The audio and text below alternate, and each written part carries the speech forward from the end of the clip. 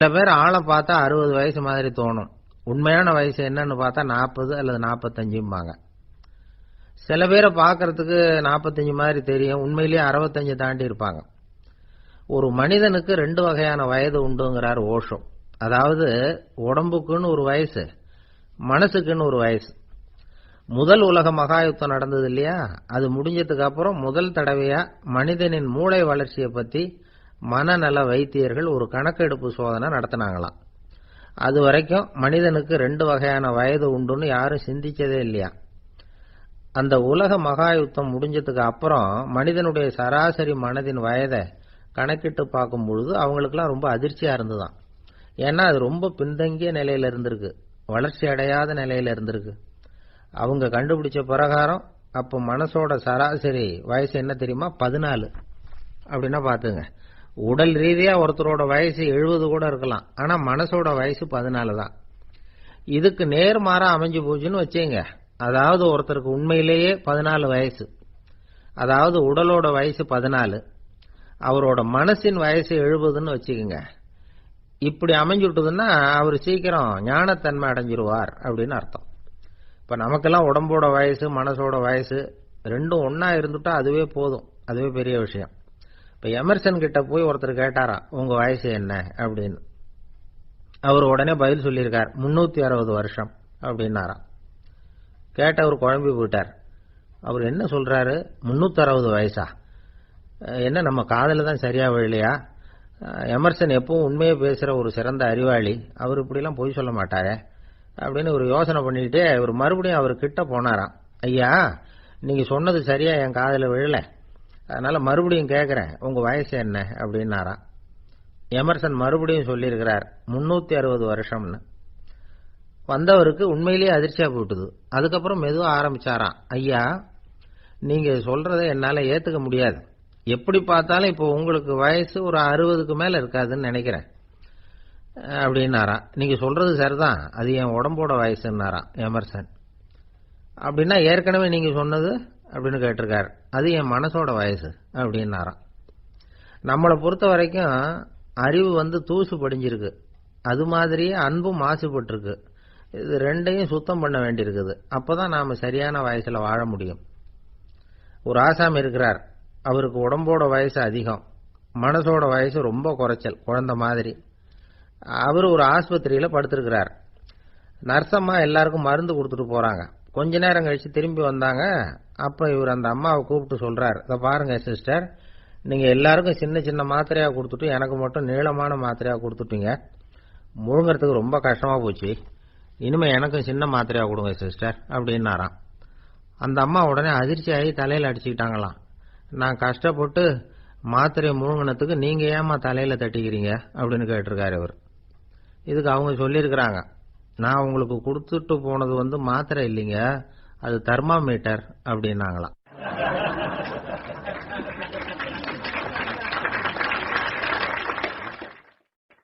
எனக்கு ஒரு உதவி செய்யணும் அப்படின்னு நம்மளை பார்த்து ஒருத்தர் கேட்கிறாருன்னு வச்சுங்களேன், உடனே நாம அவரை பார்த்து என்ன உதவின்னு கேட்போம். இதுதான் சராசரி மனிதர்களின் இயல்பு. ஆனா ஒருத்தர் எனக்கு ஒரு உதவி செய்யணும் அப்படின்னு கேட்ட உடனே என்ன உதவின்னு கூட கேட்காம சரி செய்யறேன் அப்படின்னு ஒத்துக்கிறது இருக்கு பாருங்க, அது கொஞ்சம் அபூர்வம். அந்த காலத்துல ஒருத்தர் இருந்தார்.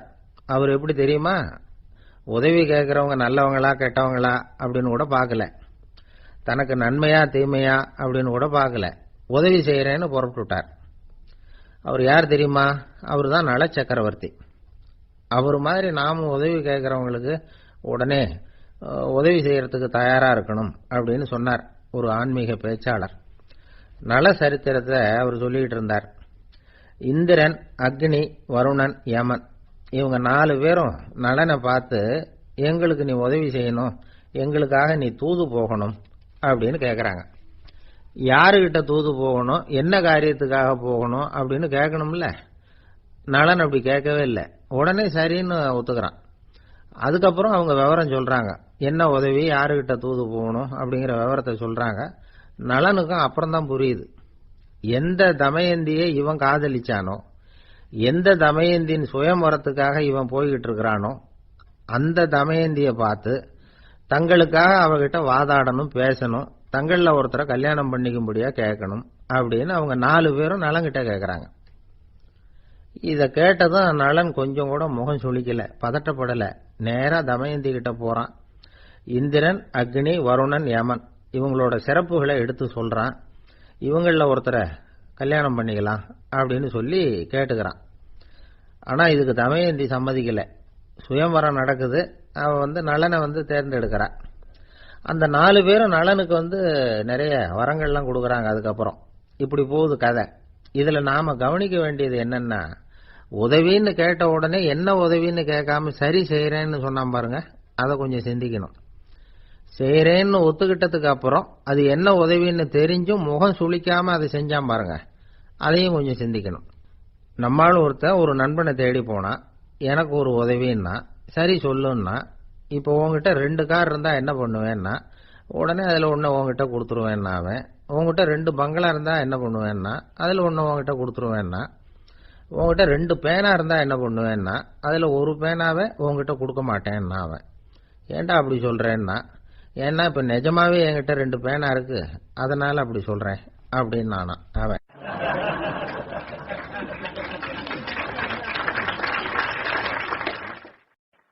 தானத்துல சிறந்தது எது அப்படின்னு ஒரு கேள்வியை கேட்டு, தானத்துல சிறந்தது நிதானம் அப்படின்னு அதுக்கு ஒரு பதிலும் சொல்றவங்க உண்டு. நிதானம் ரொம்ப அவசியம். அதுவும் இன்றைய உலகத்துக்கு ரொம்ப அவசியம். இன்னைக்கு உலகம் ரொம்ப பரபரப்பா போயிட்டு இருக்குது. பொறுமையா இருக்கணும்னு நினைக்கிறவங்களால கூட அப்படி இருக்க முடியறதில்ல. பொறுமையை சோதிக்கிறது மாதிரி பல சம்பவங்கள். அதையெல்லாம் சந்திச்சே தீர வேண்டி இருக்குது. எங்க போனாலும் கியூல நிக்க வேண்டி இருக்குது. எங்க போனாலும் காத்துக்கிட்டு இருக்க வேண்டி இருக்கு. ஆபீஸ்லயோ வீட்லயோ கூட நீங்க நிதானமா பொறுமையா நடந்துக்க தெரியலன்னா உங்களுக்கு சிடுமூஞ்சி, முசுடு இப்படிலாம் பேர் வச்சிருவாங்க. அது உங்களுக்கு தேவையா? சரி, வாழ்க்கையில் பொறுமைசாலின்னு பேர் வாங்கறதுக்கு என்ன வழி? முதல் பாயிண்ட், நீங்க நினைக்கிறது, எதிர்பார்க்கறது, செய்யறது எல்லாமே 100% கரெக்டா நடக்கணும்னு ஆசைப்படக்கூடாது. எதுவா இருந்தாலும் அதுல ஓரளவுக்கு தவறு நடக்கலாம் அப்படிங்கறத எதிர்பார்த்தே இருக்கணும். ஓரளவுக்கு அதை அனுமதிக்கணும். ஒரு நண்பரை 6 மணிக்கு ஒரு இடத்துக்கு வர சொல்லி இருக்கிறீங்க.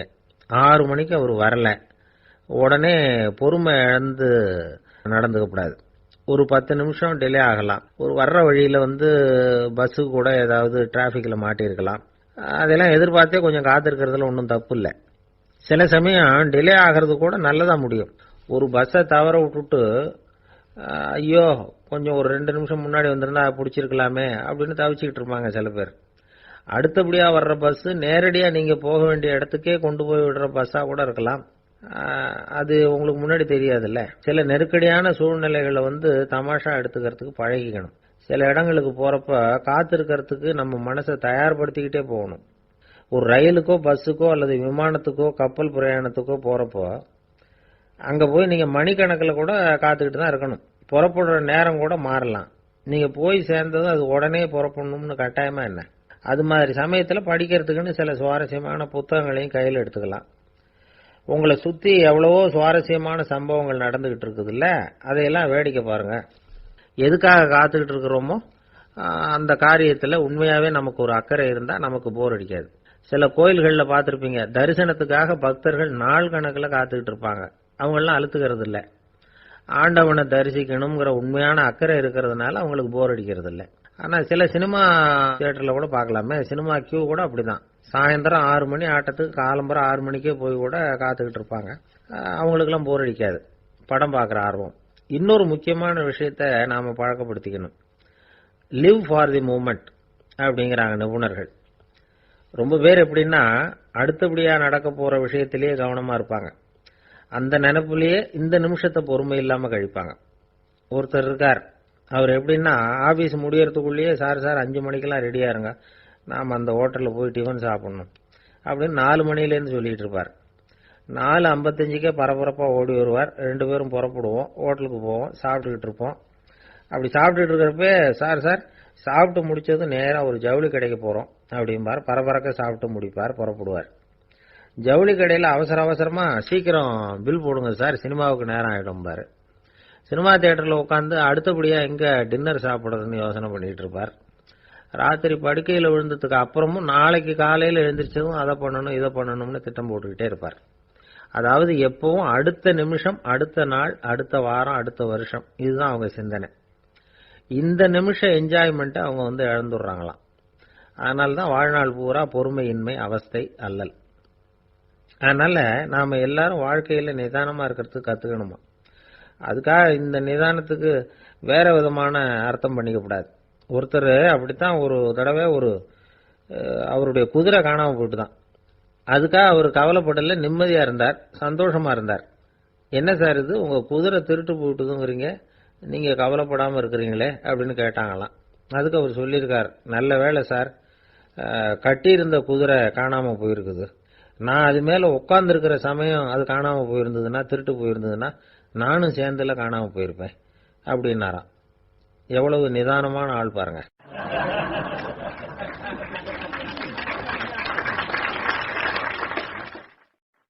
நாட்டுல நல்லவங்க ஒருத்தர் 2 பேர் இருக்கிறதுனால தாங்க மழையே பெய்யுது அப்படின்னு சொல்றது உண்டு.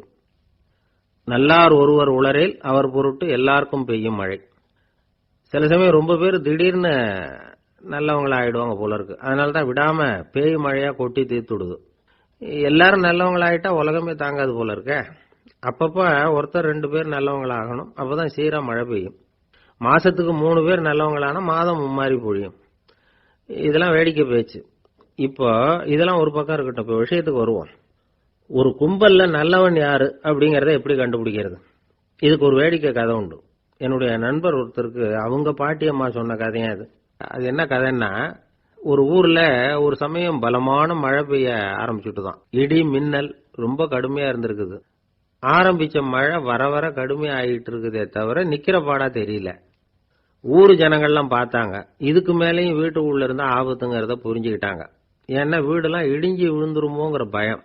உடனே எல்லாரும் புறப்பட்டு ஊருக்கு பொதுவா இருந்த ஒரு மண்டபத்துல போய் தங்கிக்கிட்டாங்க. மின்னல் கடுமையா இருந்தது. இடி எந்த நேரத்திலையும் விழலாம்ங்கிற நிலைமை. எப்போ விழலாம்னு பார்த்துக்கிட்டு இருக்குது. அந்த மண்டபத்துல இருந்த ஜனங்கள் மனசுக்குள்ள ஒரு பயம். நம்ம கூட்டத்துல யாராவது ஒரு கெட்டவன் பாவம் பண்ணவன் இருந்தா கூட இடி இந்த மண்டபத்துல விழுந்துரும், அது எல்லாருக்கும் ஆபத்து அப்படின்னு நினைச்சாங்க. சரி, இதுக்கு என்ன பண்ணலாம் அப்படின்னு யோசனை பண்ணாங்க. அந்த கூட்டத்துல ஒரு பெரியவர் இருந்தார். அவரு ஒரு யோசனை சொன்னார். இதோ பாருங்க, அதுக்கு ஒரு வழி இருக்கு. அதோ எதிர்த்தாப்புல கொஞ்சம் தூரத்துல ஒரு உயரமா மரம் ஒண்ணு இருக்கு பாருங்க. பொதுவா இடி சுலபமா விழறது அது மாதிரி உயரமான மரத்துல தான். நம்ம கூட்டத்துல இருக்கிறவங்க எல்லாரும் ஒவ்வொருத்தரா போய் அந்த மரத்தை தொட்டு விட்டு திரும்பி வந்துடணும். நம்மள பாவம் பண்ணவன் யாரோ அவன் அந்த மரத்தை தொடுற சமயத்துல இடி விழுந்துரும், அவன் மட்டும் போயிடுவான், மண்டபத்துல இருக்கிற நாமெல்லாம் பொழைச்சிக்கலாம் அப்படின்னு ஐடியா கொடுத்தாரு அந்த பெரியவர். இது நல்ல யோசனையா பட்டது. எல்லாரும் ஒத்துக்கிட்டாங்க. ஒவ்வொருத்தரா போய் அந்த மரத்தை தொட்டு விட்டு திரும்பி வந்தாங்க. இடி எதுவும் விழல. இன்னமும் பாவம் பண்ண ஆசாமி அதை போய் தொடல போல இருக்கு அப்படின்னு நினைச்சுக்கிட்டாங்க. ஒவ்வொருத்தரா போறாங்க, எல்லாரும் போய் தொட்டு விட்டு வந்தாச்சு. இன்னும் ஒரே ஒரு ஆசாமி தான் பாக்கி. கடைசியா இருந்த அந்த ஆள் பயந்துட்டான். இது வரைக்கும் இடி விழலைன்னா இப்ப என்ன அர்த்தம்? இப்ப நாம தான் பாக்கி, நாம தான் தப்பு பண்ண ஆள் போல இருக்கு அப்படின்னு நினைச்சுட்டான். அதனால துணிச்சலா போய் தொடறதுக்கு பயந்தான், தயங்கிக்கிட்டே இருந்தான். இருந்தாலும் மற்றவங்க எல்லாம் சும்மா இருப்பாங்களா? கட்டாயப்படுத்தி கழுத்தை பிடிச்சி தள்ளாத குறையா அவனை தள்ளி விட்டாங்க, போய் தொட்டுட்டு வாடான்னு. அவன் நடுங்கிட்டே போய் அந்த மரத்தை தொட்டான். அதே வினாடி ஒரு பயங்கரமான மின்னல் இடி விழுந்துட்டுது. எங்க விழுந்தது தெரியுமா? அந்த ஆள் மேல இல்ல, மண்டபத்துல விழுந்தது. மண்டபத்துல இருந்தவங்க பூரா காலி. அந்த ஒரு ஆள் மட்டும் பொழைச்சுக்கிட்டான். இந்த ஒரு ஆளை காப்பாத்துறதுக்காக தான் இடி மண்டபத்துல விழாம இருந்திருக்குது. இதுதான் கதை. அதனால நல்லவங்க எப்படியும் தப்பிச்சுக்குவாங்க அப்படிங்கிறது ஒரு நீதி. ஒருத்தன் அப்படிதான் தெருவில் நடந்து போய்கிட்டு இருந்தான், ரொம்ப நல்லவன். எதிரில் ஒருத்தன் சைக்கிள்ல வந்துகிட்டு இருந்தான். அதுல மோதி இவன் கீழே விழுந்துட்டான். சைக்கிள்காரன் உடனே இறங்கி இவனை தூக்கி விட்டான். இவன் எழுந்திருச்சு அவனை முறைச்சி பார்த்தான். அப்படி பார்க்காதீங்க சார், நீங்க ரொம்ப புண்ணியம் பண்ணிருக்கீங்க, அதுதான் இப்ப சைக்கிள்ல மோதிக்கிட்டீங்க அப்படின்றான். என்ன அப்படி சொல்றேன் நானா? இவன் 10 நிமிஷத்துக்கு முன்னாடி நான் லாரி ஓட்டிட்டு வந்தேன், அப்போ நீங்க எதிரில் வந்திருந்தீங்கன்னா என்ன ஆயிருக்கும் அப்படின்னானா அவன்.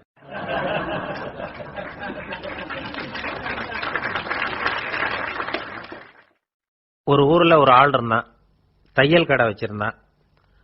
அவங்கிட்ட ஒருத்தன் ஒரு சட்டை துணி எடுத்து கொடுத்து தைக்க சொல்லியிருந்தான். வர்ற சனிக்கிழமை வா, வாங்கிட்டு போ அப்படின்னு அவன் சொல்லியிருந்தான். அதே மாதிரி இவன் வந்தான். அவன் தச்சு வச்சிருந்த சட்டையை கொடுத்தான். இவன் வாங்கி அங்கேயே போட்டு பார்த்தான். கை நீளம் ஒண்ணுக்கு ஒண்ணு வித்தியாசமா இருந்தது. வலது கை இடது பக்கத்தை விட நீளம் குறைச்சலா இருந்தது. அவன் முணுமுணுக்க ஆரம்பிச்சுட்டான், என்ன இது இப்படி தைச்சுட்டியேன்னு. இதுக்கு அவன் சொன்னான், ஐயோ இதுக்காகவா சங்கடப்படுறீங்க, வலது கையை மட்டும் கொஞ்சம் உள்ள இழுத்தாப்புல வச்சுக்கிட்டீங்கன்னா சரியா போகுது, மற்றபடி அந்த சட்டையில உள்ள கலை அம்சத்தை கவனிங்க, எவ்வளவு அற்புதமா தச்சிருக்கேன் பாருங்க, ஒரு சின்ன குறைய இப்படிலாம் பொருட்படுத்த வேண்டியதில்லை, நான் சொன்னது மாதிரி கையை கொஞ்சம் உள்ள இழுத்தது மாதிரி வச்சுக்கிட்டு நடந்து போங்க, ஜோரா இருக்கும் அப்படின்னா. அவனும் யோசிச்சு பார்த்தான், சரியான யோசனையா தான் தோணுச்சு. கொஞ்சம் முயற்சி பண்ணி வலது கையை கொஞ்சம் உள்ள இழுத்து சட்டை சரியா இருக்கிறது மாதிரி பண்ணிட்டான். இப்ப மறுபடியும் ஒரு பிரச்சனை, வலது கையை உள்ள இழுத்த மாதிரி அப்படியே வச்சுக்கிட்டதும் முதுகு பக்கம் கொஞ்சம் துணி தளர்த்தியா தொங்குறது மாதிரி தெரிஞ்சது. என்ன இது முதுகு பக்கம் துணி குவிஞ்சுட்டுதே தொங்குதே அப்படின்னா மறுபடியும், அடடா இதுக்காகவா கவலைப்படுறீங்க, உடம்ப அதுக்கு தகுந்த மாதிரி கொஞ்சம் வளைச்சிக்கிட்டா சரியா போடுது, இதுக்காக அந்த அழகான தையலை பிரிச்சு அதுல உள்ள கலை அம்சத்தை கெடுக்கிறதுக்கு என் மனசு இடம் தரல, எவ்வளவுக்கு தளர்த்தியா இருக்கோ அவ்வளவுக்கு கொஞ்சம் உடம்ப வளைச்சி அப்படி குனிஞ்சது மாதிரி போங்க போதும் அப்படின்னா. அதுவும் நல்ல யோசனையா தான் பட்டுது இவனுக்கு. சரின்னு சொல்லிவிட்டு புறப்பட்டான். தெருவில் இறங்கினான், கையை கொஞ்சம் உள்ள இழுத்தான், உடம்ப கொஞ்சம் முன்னால வளைச்சான், சட்டைக்கு தகுந்த மாதிரி உடம்ப பண்ணிட்டான், மெதுவா நடந்து போறான்.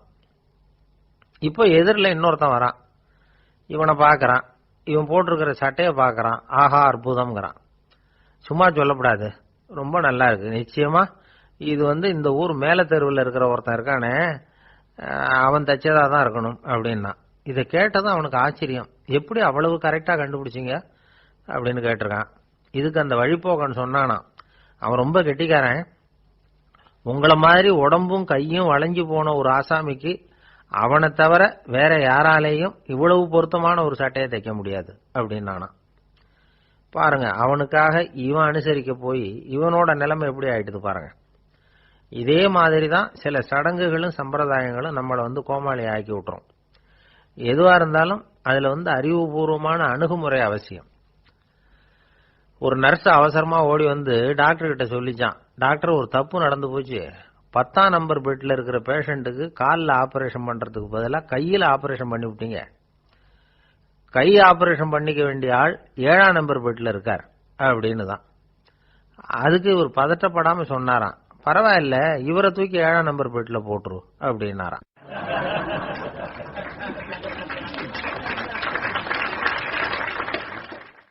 இந்த உலகத்துல மனுஷன் எவ்வளவோ தவறுகள் செய்யறான், அதுக்கெல்லாம் என்ன காரணம், அதை பத்தின ஆராய்ச்சி தான் இன்னைக்கு.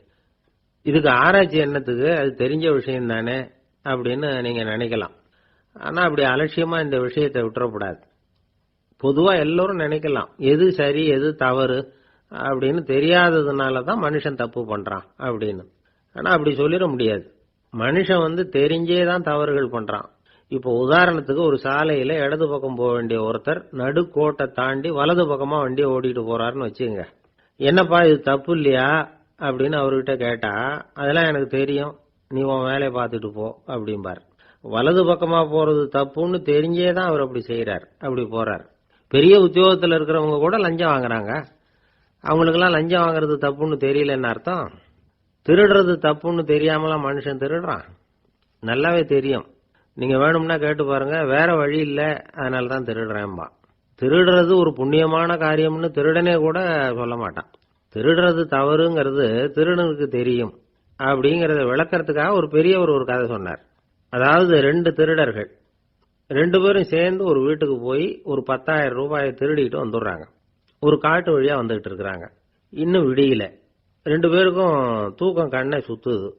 சரி இப்படியே ஒரு மரத்தடியில படுத்து தூங்குவோம், காலையில விடிஞ்சதும் இந்த பணத்தை 2 பேரும் பங்கு போட்டுக்குவோம் அப்படின்னு முடிவு பண்றாங்க. அதே மாதிரி படுத்து தூங்குறாங்க. நடு ராத்திரியில ஒரு திருடன் முழிச்சுக்கிறான். விடிகிற வரைக்கும் காத்துக்கிட்டு இருந்தா 5,000 ரூபா தான் கிடைக்கும், இப்பவே கம்பி நீட்டினா 10,000 ரூபா கிடைக்கும் அப்படின்னு யோசிச்சு பார்த்துட்டு ஒரு முடிவுக்கு வந்தான். மெதுவா அந்த 10,000த்தையும் சுருட்டிக்கிட்டு அடுத்தவனுக்கு தெரியாம ஓடி போயிட்டான். விடியுது. அடுத்தவன் எழுந்திரிச்சு பாக்குறான், பணத்தையும் காணல பாகஸ்தனையும் காணல. இந்த திருடன் அந்த திருடனை திட்டுறான், திருட்டு பய, அயோக்கிய பய, இப்படி அநியாயமா கிளப்பிட்டு போட்டானே அப்படிங்கிறான். இதுல இருந்து என்ன தெரியுது? தெரியாம எடுத்துக்கிட்டு போறது திருட்டு, அயோக்கியத்தனம், அநியாயம் அப்படிங்கறது இவனுக்கு தெரிஞ்சிருக்குது. அதனாலதான் அடுத்தவனை பார்த்து இப்படி திட்டுறான். அதனால தெரியாததுனால மனுஷன் தவறு பண்றான்னு சொல்றது சரியில்லை. அப்படின்னா மனுஷன் பண்ற தவறுகளுக்கு உண்மையான காரணம் தான் என்ன? இதே சந்தேகம் அர்ஜுனனுக்கும் வந்துதான். அதனாலதான் அவன் பகவானை பார்த்து கேட்கறான். மனுஷன் தன் விருப்பத்துக்கு விரோதமா ஏதோ ஒரு சக்தியினால பலாத்காரமா இழுக்கப்பட்டது மாதிரி பாவம் பண்றானே, அந்த சக்தி என்ன அப்படின்னு கேட்கறான். இதுக்கு பகவான் பதில் சொல்றார். காமமும் குரோதமும் தான் அந்த சக்திகள், அதாவது ஆசையும் சினமும். இது ரெண்டும் உன்னுடைய எதிரிகள் அப்படிங்கறத புரிஞ்சுக்கோ அப்படிங்கிறார். இன்னமும் நுணுக்கமா பார்த்தா காமத்தினுடைய மறு உருவங்கள் தான் குரோதமும் லோபமும். ஆசை நிறைவேறலன்னா குரோதம், அதாவது கோபம். ஆசை நிறைவேறிட்டதுன்னா லோபம், அதாவது பேராசை. பாவத்தை கண்ட்ரோல் பண்ணணும்னா அதுக்கு மெயின் சுவிட்ச் எது அப்படிங்கறது இப்பதான் தெரியுது. அதுக்கு மனுஷன் தெரிஞ்சே தான் தவறு பண்றான் அப்படின்னு பேசிக்கிட்டோமே. அதுக்கு ஒரு உதாரணம். ஒரு ஆளு ஹோட்டல்ல சாப்பிட போனான். சாப்பிட்டு முடிச்சான். எழுந்திரிச்சு முதலாளி கிட்ட பில்ல கொடுத்தான். காசை கொடுக்கல. முதலாளி பணம் கொடுன்னு கேட்டார். இவன் என்கிட்ட பணம் இல்லைன்னா. முதலாளி கொஞ்சம் கூட அலட்டிக்கல. உள்ள இருந்து ஒரு ஆளை கூப்பிட்டார். இவனை கூப்பிட்டுட்டு போய் இட்லி மாவு ஆட்ட சொல்லுனார். இவனும் கவலைப்படாம உள்ள போயிட்டான். அப்போ அழைச்சிட்டு போற ஆளு கேக்குறான், ஏன் சார் சாப்பிடுறதுக்கு முன்னாடி காசு இல்லைங்கிறது உங்களுக்கு தெரியாதா அப்படின்னு கேக்குறான். தெரியும், காசு இல்லைங்கிறதும் தெரியும், காசு இல்லாம சாப்பிட்டா மாவாட்டணுங்கிறதும் தெரியும் அப்படின்னா அந்த ஆள். அப்படின்னா நீங்க உங்க வீட்லயே சாப்பிட்டு இருக்கலாமே அப்படின்னு கேக்குறான் அவன். அதுக்கு இவர் சொல்றாரு, அது எப்படி, அங்க சாப்பிட்டாலும் நான் இதே வேலையை தானே செய்ய வேண்டியிருக்கும் அப்படின்னாராம்.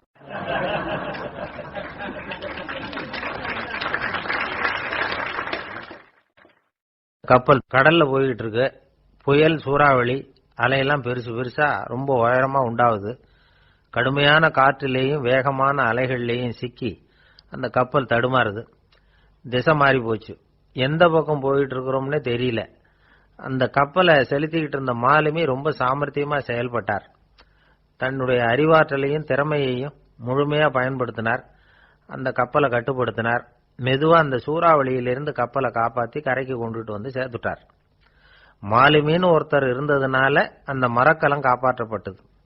மாலுமின்னு ஒருத்தர் இல்லைன்னு வச்சுக்குங்க, அந்த கப்பலோட கதி என்னவா இருக்கும் யோசிச்சு பாருங்க. ஒரு கோபக்காரனுடைய நிலைமையும் அப்படித்தானா. கோபக்காரன்கிறவன் ஒரு மாலுமி இல்லாத மரக்கலம் அப்படிங்கிறார் நபிகள் நாயகம். கொந்தளிக்கிற கடல்ல கொடுமையான அலைகளின் உச்சியில அல்லல் படுகிற மரக்கலத்தை விட மோசமானது கோபக்காரனின் நிலைமை அப்படிங்கிறது அவருடைய கருத்து. அது மாதிரி இதுன்னு சொல்லல, அதை விட மோசம் இது அப்படிங்கிறார். ஏன் தெரியுமா? ஒரு கப்பல் கடல்ல தடுமாறினா அதை சரிப்படுத்த மாலுமி இருக்கிறார். அவர் தன்னுடைய சாமர்த்தியத்தினால அதை கட்டுப்படுத்தி சரியான வழிக்கு கொண்டுட்டு வந்துருவார். ஆனா கோபக்காரனுடைய நிலைமை அப்படி இல்லை அப்படிங்கிறார் நபிகள் நாயகம். மனித மனம் ஒரு மரக்கலம், அறிவு அதுல இருக்கிற மாலுமி. மாலுமி மரக்கலத்தை செலுத்துறான், அவனுக்கு கட்டுப்பட்டு அது ஓடுது. ஆனா கோபக்காரன்கிற மனுஷங்கிட்ட அறிவுங்கிற மாலுமி சரியா வேலை செய்ய மாட்டான். ஏன்னா கோபம் அந்த மாலுமியின் கண்களை அவிச்சிரும், காதுகளை கேட்காம பண்ணிவிடும். கண்ணையும் காதையும் மூடி விட்டு கப்பலை ஓட்டுனா எப்படி ஓட்டுறது? அதனால கோபக்காரன் மாலுமி இல்லாத மரக்கலம். இடி மின்னல்ல மாட்டிக்கிட்டு கஷ்டப்படுற கப்பல் மாதிரி கஷ்டப்படுறான். பெரியவங்க எல்லாம் என்ன சொல்றாங்க? உனக்கு கெடுதல் பண்ணவனுக்கும் நீ நன்மையை செய், எவருடைய விருப்பு வெறுப்பையும் பொருட்படுத்தாதே, பரம எதிரிக்கும் நீ நன்மை செய்ய ஆரம்பிச்சா உன்னுடைய தூய நிலையை பார்த்துட்டு அவனும் உனக்கு நெருக்கமான நண்பனா ஆயிடுவான். இதுதான் பெரியவங்க நமக்கு சொல்லி இருக்கிறது. புனித குர்ஆன் சொல்றது என்ன? தீமையை நன்மையை கொண்டே நீர் தடுத்துக் கொள்ளும் அப்படின்னு சொல்லப்பட்டிருக்கு. அதுல இன்னா செய்தாரை ஒருத்தல் அவர் நாண நன்னயம் செய்து விடல் அப்படிங்கிறார் திருவள்ளுவர். செல்வந்தர் ஒருத்தர்கிட்ட ஒரு சிறுவன் ஆடு மேய்ச்சிக்கிட்டு இருந்தானா. பெரியவர் அவனை கூப்பிட்டு, நீ நேரா போய் ஒரு ஆட்டுல உள்ள ரொம்ப நல்ல பகுதி எதுவோ அதை எடுத்துக்கிட்டு வா அப்படின்னாராம். இவன் போனான். ஒரு ஆட்டு உடம்புல இருந்த நாக்கு, இருதயம், இது ரெண்டையும் எடுத்துட்டு கொடுத்தானா. பெரியவர் வாங்கி பார்த்தார். அதுக்கப்புறம் இப்ப நீ போய் இன்னொரு ஆட்டுல இருக்கிற ரொம்ப கெட்ட பகுதி எதுவோ அதை எடுத்துட்டு வா அப்படின்னாராம். இவன் போய் எடுத்துட்டு வந்தான். அவன் கையில இருந்தது மறுபடியும் அதே மாதிரி நாக்கு, இருதயம், இது ரெண்டும் தான். என்னது இப்பவும் அதையே கொண்டுட்டு வந்திருக்கிற அப்படின்னாராம் பெரியவர். இவன் சொன்னானா, ஒரு உடம்புல உள்ள ரொம்ப நல்ல பொருளும் இதுதான், ரொம்ப கெட்ட பொருளும் இதுதான் அப்படின்னானா. இளம் வயசுல இப்படி பதில் சொன்னவர் தான் பேரறிஞர் லுக்மானுல் ஹக்கீம் அவர்கள். கோபப்படாம இருந்தா இது ரெண்டும் நல்லா வேலை செய்யும், கோபப்பட்டா இது ரெண்டும் மோசமா வேலை செய்யும். அதை புரிஞ்சுக்கிறதுக்காகத்தான் இன்னைக்கு இந்த தகவல். கோபம் வந்துட்டா நாம என்ன செய்யறோங்கிறது நமக்கே தெரியாது. ஒருத்தர் டாக்டர் கிட்ட போனார் அவசரமா. டாக்டர், எனக்கு இப்ப கடுமையான கோப வெறி, எனக்கு கண்ணு மண்ணு ஒன்னும் புரியல, உடனடியாக அதை கட்டுப்படுத்தணும், உடனே இதுக்கு ஏதாவது ஒரு மாத்திரை கொடுங்க பிளீஸ் அப்படின்னார். அந்த டாக்டரும் உடனே ஒரு மாத்திரையை கொடுத்து இதை உடனே போடுங்க, நான் தண்ணி கொண்டுட்டு வரேன்னு உள்ள போனார். தண்ணியோட திரும்பி வந்தார். இவரு சொன்னார், டாக்டர், நீங்க கொடுத்த மாத்திரை ரொம்ப பெருசா இருந்தது, இருந்தாலும் கஷ்டப்பட்டு முழுங்கிட்டேன்னார். டாக்டர் சந்தேகத்தோட மேசையை பாக்குறார். பார்த்தா மாத்திரை அங்கேயே இருக்குது, பேப்பர் வெயிட்ட காணல.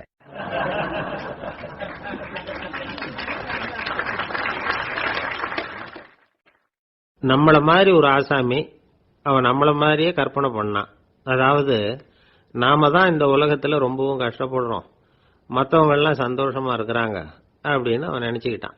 அவன் ஒரு நாள் கடவுளை வேண்டிக்கிட்டானா, சுவாமி, இந்த உலகத்துல எவ்வளவோ பேர் இருக்கிறாங்க, ஒவ்வொருத்தருக்கும் ஒவ்வொரு விதமான கஷ்டம் இருக்கலாம், ஒத்துக்கிறேன், இருந்தாலும் எனக்கு அது கொஞ்சம் அதிகமா இருக்கிறது மாதிரி தெரியுது, அதனால நீங்க எனக்காக ஒரு சின்ன உதவி செஞ்சா போதும்.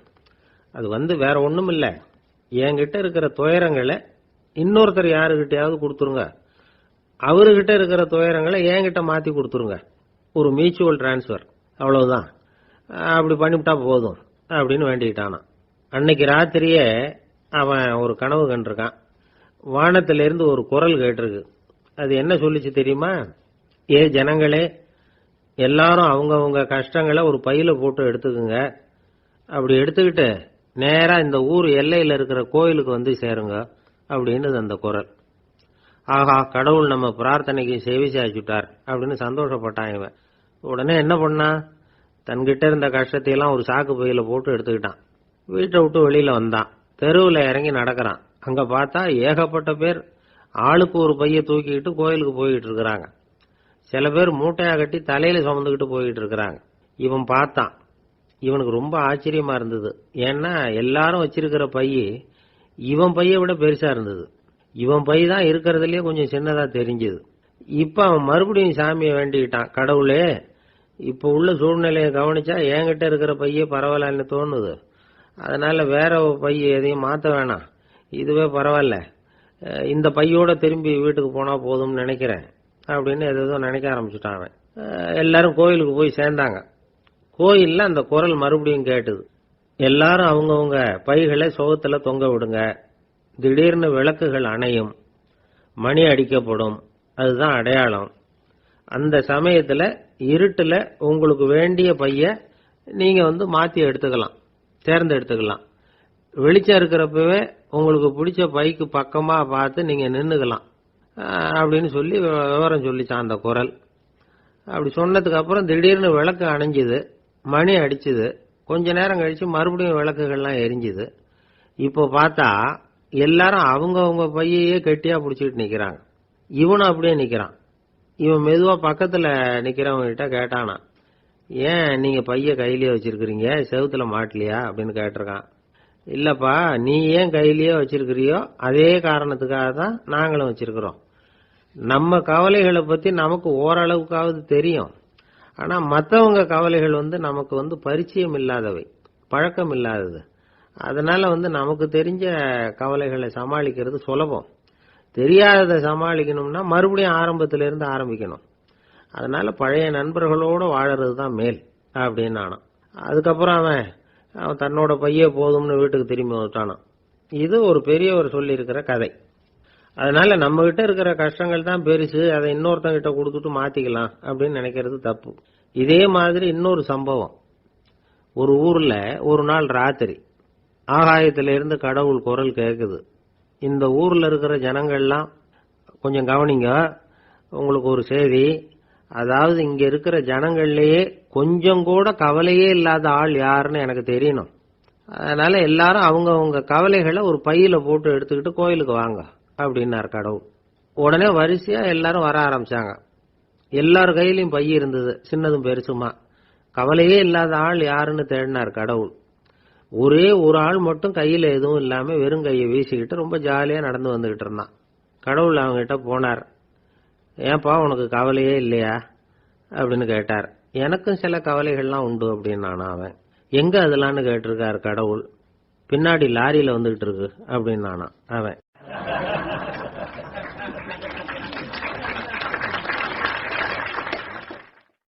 இன்றைக்கு பல பேர் உயில் எழுதி வைக்கிறாங்கல்ல. இந்த உயில்னா என்ன? அதாவது ஒரு நபர் தனக்கு பின்னாடி தன்னுடைய சொத்துக்கள் யாருக்கு போய் சேரணும்னு நினைக்கிறாரோ அந்த நினைப்பை சட்டப்படி உறுதிப்படுத்துறது தான் உயில். சரி, உயில யாரு எழுதலாம்? 18 வயசு பூர்த்தியான யாரும் உயில் மூலமா சொத்துக்களை விநியோகிக்கலாம். கண் பார்வை இல்லாதவங்க, காது கேளாதவங்க, வாய் பேச முடியாதவங்க, இவங்கெல்லாம் கூட உயில் எழுதி வைக்கலாம். புத்தி சுவாதீனம் இல்லாதவங்க கூட சில சமயம் புத்தி தெளிவா இருந்தா உயில் எழுதலாமா. குடிபோதையில் இருக்கிறவங்க, தாங்கள் என்ன செய்யறோங்கிறது தெளிவா அறிய முடியாதவங்க, நோய் நொடியில் இருக்கிறவங்க, இவங்கெல்லாம் உயில் எழுத முடியாது. ஒருத்தரை நிர்பந்தப்படுத்தி ஏமாத்தி அல்லது சுய நினைவில்லாத ஒருத்தர்கிட்ட எழுதி வாங்கி வைக்கிற உயில் செல்லாது. உயில இந்த முறையில தான், இந்த படிவத்துல தான் எழுதணும்னு சட்டத்துல விதி எதுவும் கிடையாது. இதுக்கு முத்திரை கட்டணமும் கிடையாது. உயில வெற்று காகிதத்துல எழுதலாம். அச்சடிக்கணும், டைப் அடிக்கணுங்கிற அவசியம் கூட இல்ல. கையாலேயே கூட எழுதலாம். எழுதி இருக்கிறது புரியணும், அவ்வளவுதான். குறைந்தபட்சம் 2 சாட்சிகளை வச்சுக்கிட்டு உயில் எழுதுறவர் அதுல கையெழுத்து போடணும். கையெழுத்து போட தெரியாதுன்னா இடது கை பெருவிரல் ரேகை வைக்கலாம். உயில் சாசனத்துக்கு சாட்சிகள் கையெழுத்து இல்லைன்னாலும் அது செல்லாது. அப்புறம் பிரிவிலேஜ்டு வில் அப்படின்னு இருக்கு, அதுக்கு மட்டும் சாட்சிகள் தேவையில்லை. அது என்னன்னா, இந்த விமானப்படை, கப்பல் படை அல்லது யுத்தத்துல பணிபுரியும் நபர்கள் அவங்கெல்லாம் இருக்கிறாங்க இல்லையா, அப்படிப்பட்டவங்க எழுதுற உயில் அது. அதுக்கு சில விசேஷ சலுகைகள் உண்டு. ஒருத்தர் முதல்ல ஒரு உயில் எழுதி வைக்கிறார், அதுக்கப்புறம் மனசு மாறி போகுது, அது வேணாம்னு நினைக்கிறார், ரத்து செஞ்சுடலாம். அதுக்கப்புறம் வேற உயிலும் எழுதலாம். உயிரோட இருக்கிற வரைக்கும் எத்தனை தடவை வேணும்னாலும் உயில் எழுதலாம். கடைசியா எழுதப்பட்ட உயில் சட்டப்படி சரியா இருந்தா அதுதான் அமலுக்கு வரும். சரி, எழுதுற உயில ரகசியமா வச்சிருக்கிறது எப்படி? இது ஒரு கேள்வி. இதுக்கு என்ன செய்யணும்னா, ஒருத்தர் உயில எழுதினதுக்கு அப்புறம் அவர் தானாவோ அல்லது அங்கீகரிக்கப்பட்ட முகவர் மூலமாகவோ, அதாவது ஒரு ஏஜென்ட் மூலமாகவோ, ஒரு கவர்ல போட்டு சீல் வச்சு கவர் மேல தன்னுடைய பெயரை எழுதி அல்லது அந்த ஏஜென்ட் பெயரை எழுதி கவர் மேல என்ன அடக்கம் செய்யப்பட்டிருக்கு, உள்ள என்ன இருக்கு அப்படிங்கிற விவரம்லாம் எழுதி சார் பதிவாளர்கிட்ட ஒப்படைக்கலாம். இதுக்கு கட்டணம் உண்டு. அதுக்கப்புறம் எப்ப தேவைப்படுதோ அப்போ ஒரு மனு கொடுத்து அந்த கவரை திரும்ப வாங்கிக்கலாம். இப்ப எழுதுற உயில இவ்வளவு நாளுக்குள்ள பதிவு செய்யணுங்கிற கால வரையறை உண்டா அப்படின்னு ஒரு கேள்வி வரலாம் இல்லையா? எப்ப வேணும்னாலும் பதிவு செய்யலாம். நம்மால் ஒருத்தர் ஒரு நாள் ரொம்ப அவசரமா வந்தார். இந்த உயில் எழுதுறது சம்பந்தமா பூரா விவரமா எனக்கு உடனே தெரியணும்னார். நான் உடனே அவரை வக்கீல் ஒருத்தர்கிட்ட அழைச்சிட்டு போனேன். இவர் அவர்கிட்ட எல்லா விவரமும் கேட்டு தெரிஞ்சுக்கிட்டார். ரொம்ப தேங்க்ஸ்ன்னு சொல்லிவிட்டு 2 பேரும் வெளியில வந்தோம். அதுக்கப்புறம் இவர்கிட்ட கேட்டேன், ஆமா இவ்வளவு விவரமா கேட்கறீங்களே, உங்களுக்கு எத்தனை பிள்ளைங்க சார் அப்படின்னு கேட்டேன். 6 பேர் சார் அப்படின்னார். சரி, இருக்கிற சொத்து எவ்வளவுன்னு கேட்டேன். அதை இனிமே தான் சம்பாதிக்க போறேன் அப்படின்னார்.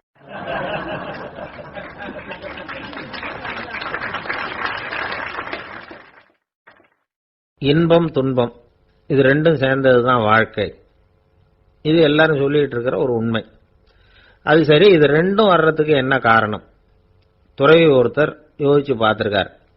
இன்ப துன்பம் தோன்றுவதற்கு முக்கியமா 6 காரணங்கள் உண்டு அப்படிங்கிறார் அவர். அது என்னங்கிறத நாமளும் தெரிஞ்சு வச்சுக்குவோமே. இப்ப முதல் காரணம் சுயநலம். ஒரு தாயார் தன்னுடைய சுயநலம் கருதி தன்னுடைய மகன் இன்பமா இருக்கணும்னு ஆசைப்படுறாங்க. மகனும் அப்படியே ஆசைப்படுறான். அதனால தாயாரின் இன்ப துன்பங்களை பார்த்துட்டு மகனும் இன்ப துன்பம் அடையறான். அந்த அம்மாவுக்கும் அதே நிலைமை தான். ரெண்டாவது காரணம் உறவு. நான் துறவியான பிறகு கூட உறவுங்கிற காரணத்தினால தான் தாயாருடைய சுக துக்கங்களை கண்டு நானும் சுக துக்கம் அடைகிறேன். என் தாயாருடைய நிலைமையும் இதுதான் அப்படிங்கிறார் ஒரு துறவி. மூணாவது காரணம் என்னன்னா அறிமுகம்.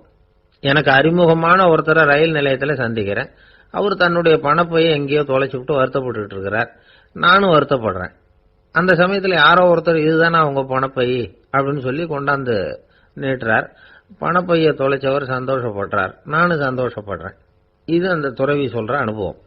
நாலாவது காரணம் என்னன்னா கருணை. எனக்கு முன்னே பின்ன தெரியாத ஒருத்தனை யாரோ ஒருத்தன் அடிச்சு காயப்படுத்தி போடுறான். கருணை காரணமா நான் அதுக்காக துக்கப்படுறேன். அஞ்சாவது காரணம் எதையும் நம்புறது. ஒரு பசுமாட்டை ஒரு முரணை அடிச்சுட்டு இருக்கிறான் அப்படின்னு ஒருத்தர் வந்து நம்ம கிட்ட சொல்றாருன்னு வைங்க, உடனே நான் துக்கப்படுறேன்.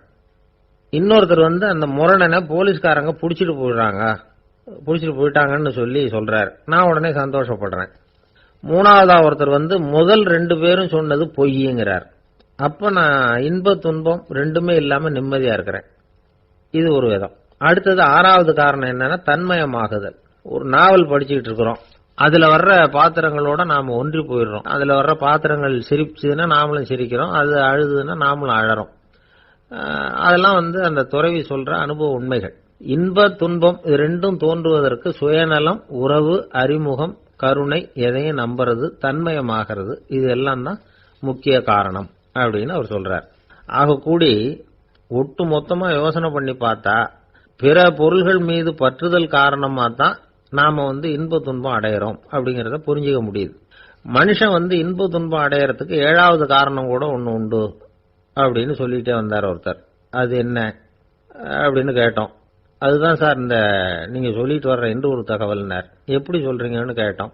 இன்று ஒரு தகவல் கேட்க ஆரம்பிக்கிறப்போ மனசுல இன்பம், ஆரம்பிச்ச உடனே இது ஏற்கனவே கேட்ட சமாச்சாரமாச்சே அப்படின்னு நினைக்கிறப்போ துன்பம் அப்படின்னு அதுக்கு ஒரு விளக்கம் கொடுத்தார் அவர்.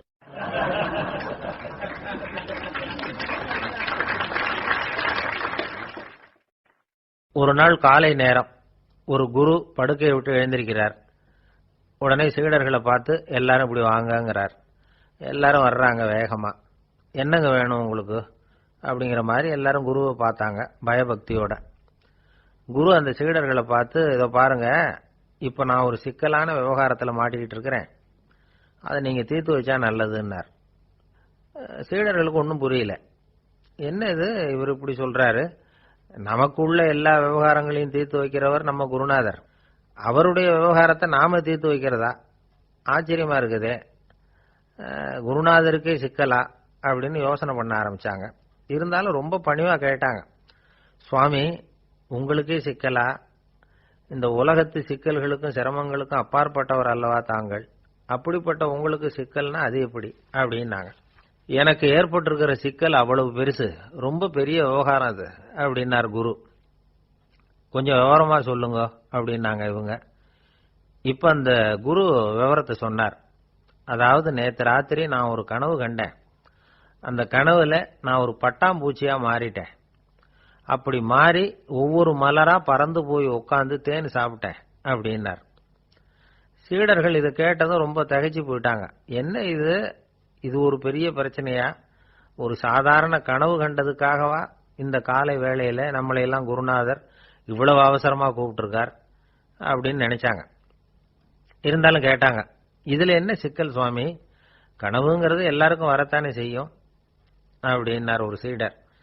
சீடர்களே, பிரச்சனை அது இல்லை. நான் இன்னைக்கு காலையில கண்ணு முழிச்சு பார்த்தப்போ நான் நானாக மறுபடியும் மாறிட்டேங்கிறத தெரிஞ்சுக்கிட்டேன். இதுல சிக்கல் என்னன்னா, இப்ப அந்த பட்டாம்பூச்சி தான் நானா ஆயிட்டதாக கனவு கண்டுகிட்டு இருக்கா அப்படிங்கிறது தான். ஒரு மனுஷன் பட்டாம்பூச்சி ஆகிறதாக கனவு காண முடியுங்கிறப்போ அந்த பட்டாம்பூச்சியும் மனுஷனா ஆகிறதாக கனவு காண முடியும் இல்லையா? இப்ப எனக்கு யதார்த்த நிலை தெரியணும், எது நிஜம்னு தெரியணும். நேத்து ராத்திரி நான் கண்டது கனவா, அல்லது இது பட்டாம்பூச்சி கண்டுகிட்டு இருக்கிற கனவா? இதுதான் குரு கேட்ட கேள்வி. இதை கேட்டதும் சீடர்கள் ரொம்ப குழம்பி போயிட்டாங்க. சுவாமி, இதுவரைக்கும் நாங்க தூங்குறப்ப பாக்குறது கனவுன்னும் மூழ்கிட்டு இருக்கிறப்ப பாக்குறது நனவுன்னு நம்பிட்டு இருக்கிறோம். இப்போ எங்களை ரொம்ப குழப்பிட்டீங்க. இதுக்கு பதில் சொல்ல எங்களுக்கு சக்தி இல்லை அப்படின்னு சொல்லிவிட்டாங்களாம். அதுக்கப்புறம் அந்த குரு சொன்னாராம், நினைவு தான் முக்கியமான அம்சம். முடிவு கட்டம்னா பகலின் நினைவுகளை விட இரவின் கனவுகளே ரொம்ப உண்மை. ஒருத்தன் தூங்க போனா தூங்கிக்கிட்டே இருந்தா அவன் காணும் கனவு பொய்ங்கிறத அவன் உணர மாட்டான். ஒவ்வொரு கனவும் காணும் பொழுது அது ரொம்ப உண்மையா தான் தெரியுது. ஒரு கனவு கூட உண்மை இல்லைன்னு கனவுல தோன்றுவதே இல்லை அப்படின்னார் குரு. அகில வாழ்வு அத்தனையும் சொற்பனம் கண்டாய் அப்படிங்கிறார் தாயுமானவர். ஆகையினால நம்ம கனவுலேருந்து நாம என்னைக்கு முழிச்சுக்க போறோம் அப்படிங்கிறது தான் ஒரு முக்கியமான கேள்வி. ஒருத்தர் வந்தார், காலில் கட்டோட வந்தார். என்னங்க காலில் கட்டுன்னு? சார், நேற்று ராத்திரி தூக்கத்தில் எங்க வீட்டு கூரையில ஏணியை சாத்தி வச்சு இறங்கினப்போ வழுக்கி விழுந்து காலை உடைச்சுக்கிட்டேன்னார். உங்க வீட்டில் தான் ஏணியே கிடையாது சார் அப்படின்னு. உண்மைதான் சார், நான் கீழே விழுந்து முழிச்சுக்கிட்டதுக்கு அப்புறம் தானே ஏணி இல்லைங்கிறது எனக்கு ஞாபகம் வந்தது அப்படின்னார்.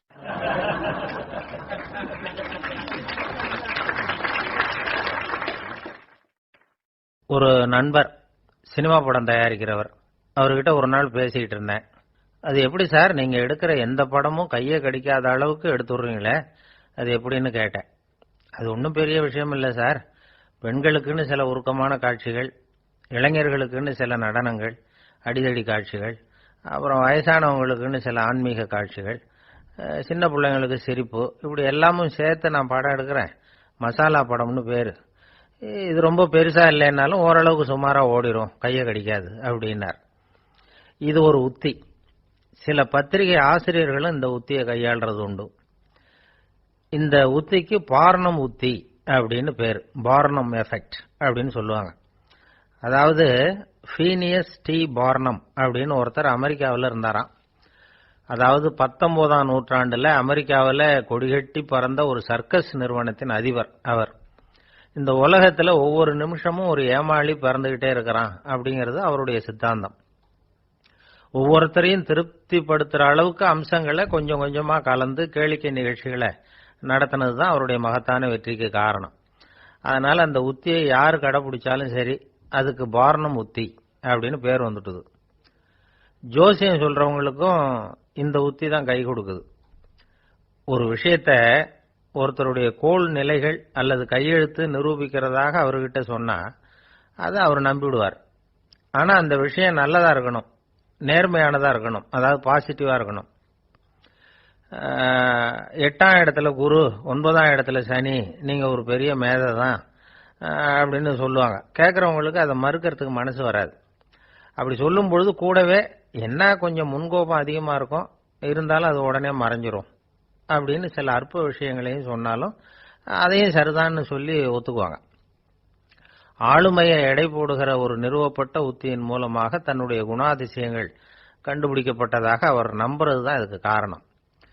இந்த மாசம் பணத்தட்டுப்பாடு கொஞ்சம் இருக்கும், உடம்புல ஏதாவது கொஞ்சம் அசௌகரியம் இருக்கும், வீட்டுக்குள்ள லேசா மனஸ்தாபம் வரலாம், இது மாதிரி பொதுப்படையா சிலதை சொன்னாலே போதும், மக்களை நம்ப வச்சுடலாம். இதெல்லாம் நமக்கு மட்டும்தான் ஏற்படுது அப்படின்னு சொல்லி அவங்க நினைக்கிறது தான் காரணம். இதுதான் பார்னம் உத்திங்கிறது. மனிதர்கள் பாராட்டுகளை விரும்புறதும் விமர்சனங்களை வெறுக்கிறதும் பார்னம் உத்தியின் அடுத்த கூறு.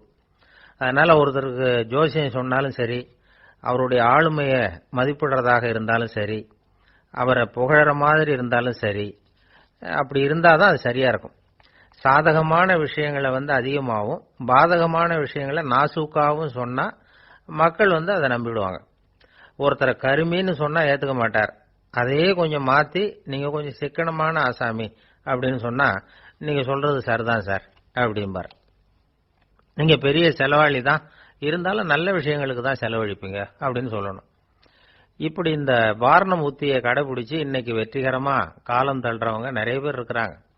இந்த உலகத்துல ஒவ்வொரு நிமிஷமும் ஒரு ஏமாளி பறந்துகிட்டே இருக்கிறான் அப்படிங்கிறது தான் ஃபீனியஸ் பார்னம் அவர்களுடைய நம்பிக்கை. அதை விட அடுத்தவங்களை ஏமாளியா நினைக்கிற மனுஷர்கள் தான் இன்னைக்கு உலகத்துல ரொம்ப அதிகம். ஒருத்தர் தன்னுடைய மேல் அதிகாரிகிட்ட போய், ஐயா ஒரு நாள் லீவு வேணும், என் தங்கச்சிக்கு கல்யாணம் அப்படின்னார். அவரு பார்த்தார், ஒரு 10 நிமிஷம் வெளியில இருங்கன்னார். 10 நிமிஷம் கழிச்சு கூப்பிட்டார், இதை பாருங்க, நீங்க சொல்றது பொய், இப்போ உங்க தங்கச்சிக்கு போன் பண்ணேன், அவங்க தனக்கு 2 வருஷத்துக்கு முன்னாடியே கல்யாணம் ஆயிட்டதாக சொல்றாங்க அப்படின்னார். உடனே இவரு சொன்னார், சார் இப்போ நீங்க சொல்றதும் பொய்யாதான் இருக்கணும், ஏன்னா நிஜமா எனக்கு ஒரு தங்கச்சியே கிடையாது அப்படின்னார்.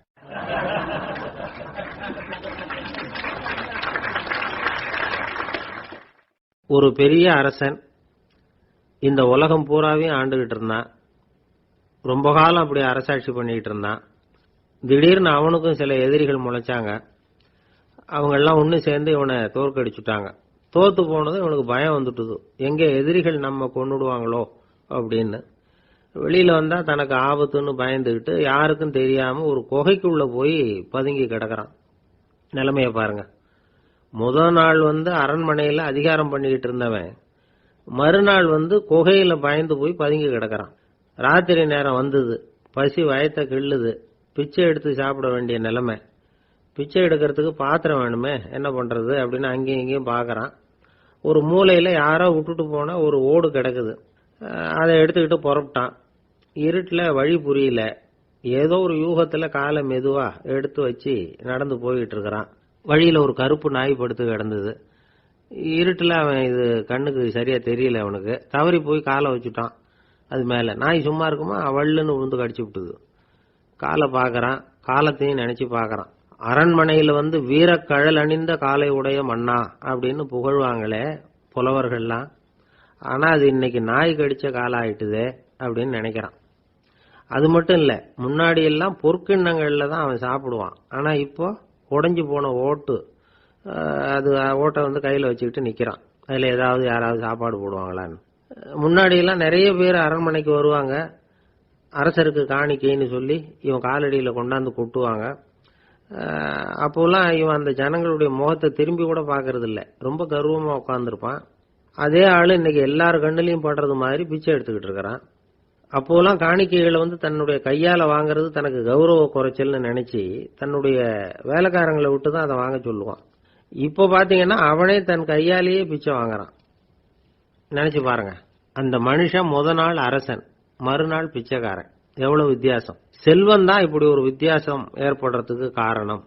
அப்படிப்பட்ட செல்வம் வாழ்க்கையை நடத்துறதுக்கு நமக்கு தேவைதான். ஆனா அதையே நாம அடைய வேண்டிய பயனா நினைக்கிறோம் பாருங்க, அதுதான் வேடிக்கை. இத நம்மாழ்வார் அழகா ஒரு பாசுரத்துல சொல்றார். ஒரு நாயகமாய் ஓட உலகுடன் ஆண்டவர், கருணாய் கவர்ந்த காலர், சிதைகிய பானையர், பெருநாடு காண இம்மையிலே பிச்சைதாம் கொள்வர், திருநாரணன் தாழ் காலம் பெற சிந்தித்து உய்மினோ அப்படிங்கிறார் நம்மாழ்வார். ஒரு பெரிய பணக்காரர் ஒரு துறவிகிட்ட போய், சாமி என்கிட்ட நிறைய பணம் இருக்கு, இருந்தாலும் நிம்மதி இல்ல, என்னால நிம்மதியா இருக்க முடியல, என்ன காரணம்னு கேட்டாராம். உடனே அந்த துறவி இதுக்கு நேரடியா பதில் சொல்லாம பக்கத்துல நின்றுகிட்டு இருந்த ஒரு குழந்தைய கூப்பிட்டார். அது ஓடியாந்தது. ஒரு ஆப்பிள் பழத்தை எடுத்து அது கையில கொடுத்தார். அதை வாங்கிட்டு குழந்தை சிரிச்சுது. இன்னொரு பழத்தை எடுத்து கொடுத்தார், அதை இன்னொரு கையில வாங்கிட்டு சிரிச்சுது. 3வது ஆப்பிள் எடுத்து கொடுத்தார். 2 பழத்தையும் நெஞ்சில் அணைச்சிக்கிட்டு 3வது பழத்தையும் வாங்கறதுக்கு முயற்சி பண்ணிச்சு. ஆனா அது உடனே நழுவி கீழே விழுந்து உருண்டு ஓடிச்சு. ஏற்கனவே இருந்ததும் விழுந்துட்டுது. இப்ப அந்த குழந்தை அழ ஆரம்பிச்சுட்டுது. இப்ப அந்த துறவி பணக்காரர்கிட்ட சொன்னாராம், குழந்தைய கவனிச்சியா, 2 ஆப்பிள் போதும்னு அது நினைச்சிருந்தா இப்ப அது அழ வேண்டிய அவசியம் வந்திருக்குமா அப்படின்னாராம். எதுவுமே அளவுக்கு மிஞ்சினா துன்பம்தான். இந்த காலத்துல இதெல்லாம் யாரு காதுல வாங்குறாங்க? ஒருத்தனை நல்ல வழிக்கு கொண்டு வரணும்னு நினைச்சு அவனை கூப்பிட்டு உட்கார வச்சு இந்த கதையை சொல்லிட்டு இருந்தாங்க. சொல்லிவிட்டு அந்த குழந்தை செஞ்சது தப்பு தானே அப்படின்னு கேட்டிருக்கிறாங்க. ஆமாம், தப்பு தான், நானா இருந்தா அப்படி செஞ்சிருக்க மாட்டேன் நானா இவன். 2 பழமே போதும்னு சொல்லிருப்பியா அப்படின்னு கேட்டிருக்காங்க. அப்படி இல்லைங்க, அவர் கொடுக்க கொடுக்க ஒவ்வொரு பழமா வாங்கி பின்னாடி வச்சுட்டு மறுபடியும் கையை நீட்டுவேன் அப்படிங்கிறானா. இவெல்லாம் எந்த காலத்துல திருந்துறது?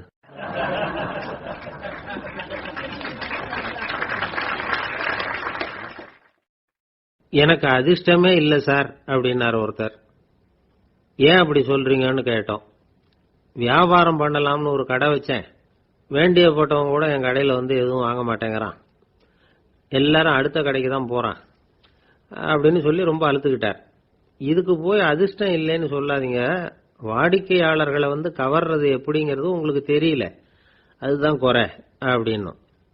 சார் உங்களுக்கு தெரிஞ்ச அந்த ரகசியத்தை எனக்கும் கொஞ்சம் சொல்லி கொடுங்களேன் அப்படின்னார். சரி உங்க காதை இப்படி கொடுங்க அப்படின்னு சொல்லி அது சம்பந்தமா பெரிய வல்லுநர்கள் சொல்லி இருக்கிற கருத்துக்களை அவர்கிட்ட சொல்ல ஆரம்பிச்சோம்.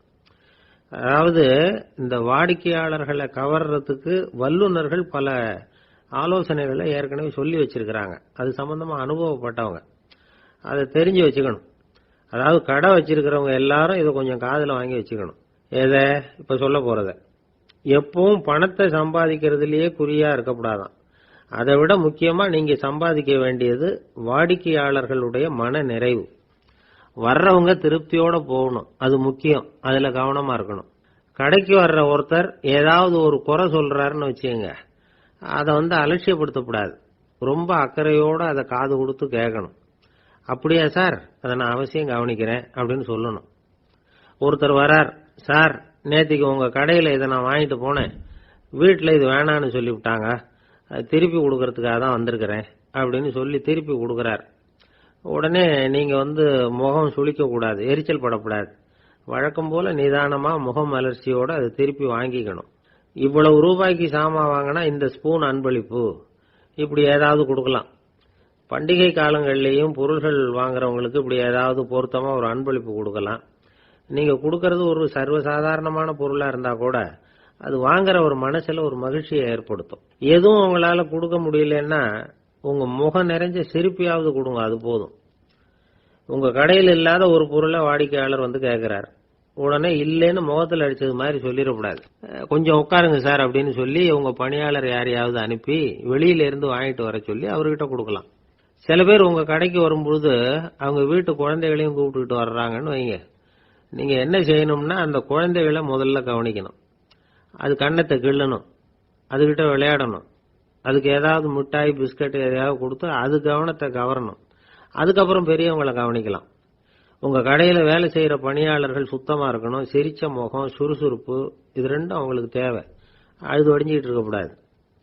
அப்புறம் இன்னொரு விஷயம், அதிகமா பொருள் வாங்குற ஒருத்தர்கிட்ட அதிக மரியாதையாகவும் குறைச்சலா பொருள் வாங்குறவர்கிட்ட வேற விதமாகவும் நடந்துக்க கூடாது. எல்லார்கிட்டையும் சமமா நடந்துக்கணும். 5 ரூபாய்க்கு வாங்கினாலும் சரி, 500 ரூபாய்க்கு வாங்கினாலும் சரி, அவங்க கிட்ட நீங்க காட்டுற மரியாதையில வித்தியாசம் இருக்கக்கூடாது. எல்லாத்துக்கும் மேல உங்க கடையில ஒரு பொருள் வாங்கினா அது உண்மையானதா இருக்கும், தரமுள்ளதா இருக்கும் அப்படிங்கிற நினைப்பு ஜனங்களுக்கு வரணும். அதனால தரமான பொருளையே நீங்க உங்க கடையில வச்சிருக்கணும். இது வரைக்கும் நான் சொன்னதையெல்லாம் கவனத்துல வச்சுக்கிட்டு நீங்க கடையை ஆரம்பிச்சீங்கன்னா வியாபாரம் பிச்சுக்கிட்டு போகும். அப்படி போகலன்னா அதுக்கப்புறம் கேளுங்க. ஏன்னா இந்த யோசனைகள்லாம் அனுபவப்பட்டவங்க சொல்லி இருக்கிற யோசனைகள். இந்த யோசனைகள்ல நீங்க எச்சரிக்கையா இருக்க வேண்டிய ஒரு விஷயம் உண்டு. அது என்னங்கிறதையும் தெரிஞ்சு வச்சுக்கிறது நல்லது. என்னுடைய நண்பர் ஒருத்தர் வந்தார். சார் உங்க யோசனையை கேட்டதுனால நான் ஒரு அறை வாங்கினது தான் மிச்சம்னார். என்ன ஆச்சுன்னு கேட்டேன். எங்க கடைக்கு ஒரு பெரிய அம்மா குழந்தைய தூக்கிட்டு வந்தாங்க சார். உங்க யோசனைப்படி அந்த குழந்தையோட கண்ணத்தை கிள்ளணும்னு முயற்சி பண்ணினேன். திடீர்னு அந்த நேரம் பார்த்து அந்த குழந்தை தலையை குனிஞ்சுக்கிட்டுது. என் கையை குழந்தையோட கண்ணத்துக்கு பதிலா அது தூக்கிட்டு வந்தவங்க கண்ணத்தை கிள்ளிவிட்டுது. அதுதான் இப்படி ஆயிட்டுது அப்படின்னார், கண்ணத்தை தடவிக்கிட்டே.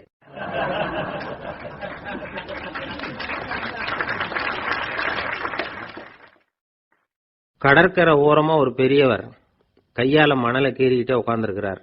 என்னத்தையும் தேடிட்டு இருக்கிறது மாதிரி தெரிஞ்சது. மெதுவா கிட்டத்துல போய் என்னத்தை தேடிட்டு இருக்கிறீங்க அப்படின்னு கேட்டோம். அவரு சாவகாசமா நிமிந்து பார்த்து நிம்மதியை தேடிட்டு இருக்கிறேன்னார். நாங்க ஒரு மாதிரி ஆயிட்டோம். இருந்தாலும் சமாளிச்சுக்கிட்டு, சார் மணல்ல கிழிஞ்சல் தான் கிடைக்கும், நிம்மதி கிடைக்காது அப்படின்னோம். சரி இன்னைக்கு வசமா நம்ம கிட்ட ஒரு ஆள் மாட்டிக்கிட்டார் அப்படின்னு நினைச்சு அவர் பக்கமா போய் உட்காந்துக்கிட்டு கதை சொல்ல ஆரம்பிச்சிட்டோம். ஒரு பெரிய மன்னர் இருந்தார். அவருக்கு எல்லா வசதியும் இருந்தது. இருந்தாலும் ஒரே ஒரு குறை. அது என்னன்னா நிம்மதி இல்லைங்கிற குறை. அரண்மனையில தினமும் கலை நிகழ்ச்சி, நாட்டியம் எல்லாம் நடந்துகிட்டு தான் இருந்தது. இருந்தாலும் நிம்மதி இல்லை. சரி நிம்மதி எங்க கிடைக்கும் அப்படின்னு தேட ஆரம்பிச்சார். உடனே அதுக்கான முயற்சிகள்ல தீவிரமா இறங்கினார்.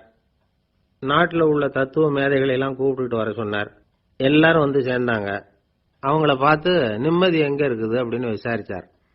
அவங்களுக்கு அது தெரிஞ்சா ஏன் இப்படி ராஜா முன்னாடி நின்றுட்டு இருக்க போறாங்க? ராஜாவோட கேள்விக்கு ஒவ்வொருத்தரும் ஒவ்வொரு மாதிரி விளக்கம் கொடுக்க ஆரம்பிச்சிட்டாங்க. எந்த பதிலும் ராஜாவுக்கு திருப்தி அளிக்கக்கூடிய அளவுக்கு இல்ல. சரி போயிட்டு வாங்கன்னு சொல்லி அவங்களை எல்லாம் அனுப்பி வச்சுட்டார்.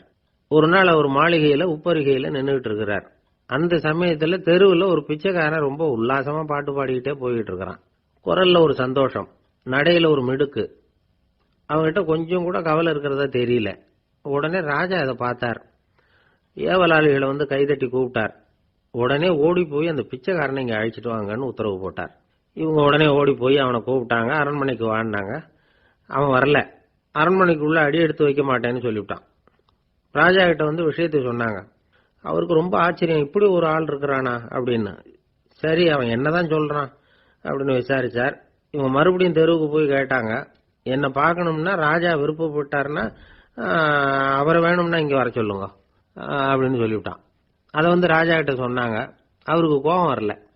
இவ்வளவு சுதந்திர உணர்வோடு இருக்கிறவன் சாதாரண ஆளா இருக்க முடியாது அப்படின்னு நினைச்சார். உடனே கிடுகிடுன்னு இறங்கி தெருவுக்கு வந்தார். பிச்சைக்காரங்கிட்ட போனார். நீ கவலைப்படாம சந்தோஷமா பாடிட்டு போறியே, அது எப்படி முடியுது உன்னால அப்படின்னு கேட்டார். ஏன் அப்படி கேக்குறீங்கன்னு அவன், அதுக்கு இல்ல, எனக்கு அரண்மனையில எவ்வளவோ சுகபோகங்கள்லாம் இருக்கு, இருந்தாலும் நிம்மதி இல்லை. இது ஏன்னு எனக்கு தெரியல. இந்த தேசத்துல உள்ள அறிஞர்களை எல்லாம் கூப்பிட்டு கேட்டு பார்த்துட்டேன், அவங்களுக்கும் தெரியல. உன்னை கேட்டா தெரியும்னு நினைச்சேன், அதனாலதான் சந்திக்கிறதுக்கு ஆசைப்பட்டேன். ஆனா நீ வரமாட்டேன்னு விட்டியே அப்படின்னார். பிச்சைக்காரன் கடகடன்னு சிரிக்க ஆரம்பிச்சுட்டான். மகிழ்ச்சிக்கும் உங்களுக்கும் தடையா இருக்கிறது இந்த மாளிகை தான். இதை விட்டுட்டு வெளியில வந்துட்டா நிம்மதி தேடிட்டு வந்துரும்னா. நான் அரசன், எனக்குன்னு கடமைகள் இருக்கு, அதையெல்லாம் விட்டுட்டு எப்படி வர முடியும்னார் ராஜா. ரெண்டும் ஒரே நேரத்தில் கிடைக்கணுங்கிறது முடியாத காரியம். உங்க சுகபோகத்துக்கு விலையாதான் உங்க நிம்மதியை கொடுத்துக்கிட்டு இருக்கிறீங்க. என்ன பாருங்க, என்கிட்ட எதுவும் இல்லை, அதனால எதுவும் போயிடுமோங்கிற பயமும் இல்லை, நிம்மதியா இருக்கிறேன் அப்படின்னா அவன். ராஜா உடனே சந்தோஷப்பட்டு தன்னுடைய மேலங்கியை எடுத்து அவனுக்கு பரிசா கொடுத்தாராம். அவன் சிரிச்சுக்கிட்டே அதை வாங்க மாட்டேன்னுட்டானான்.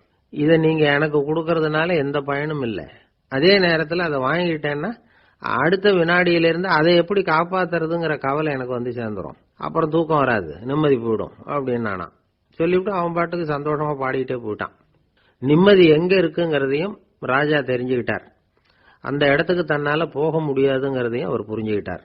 இப்படி இந்த கதையை அந்த கடற்கரையில மணலை கீறிக்கிட்டே உட்கார்ந்துருந்தார அந்த பெரியவர்கிட்ட சொல்லி முடிச்சோம். அவர் முகத்துல ஒரு தெளிவு தெரிஞ்சது.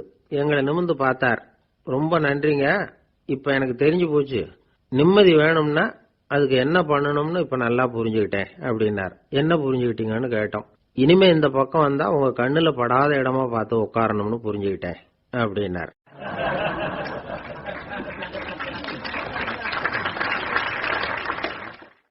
ஒரு நாள் ஒரு 10-15 பள்ளிக்கூடத்து பிள்ளைங்க தேடிட்டு வந்தாங்க.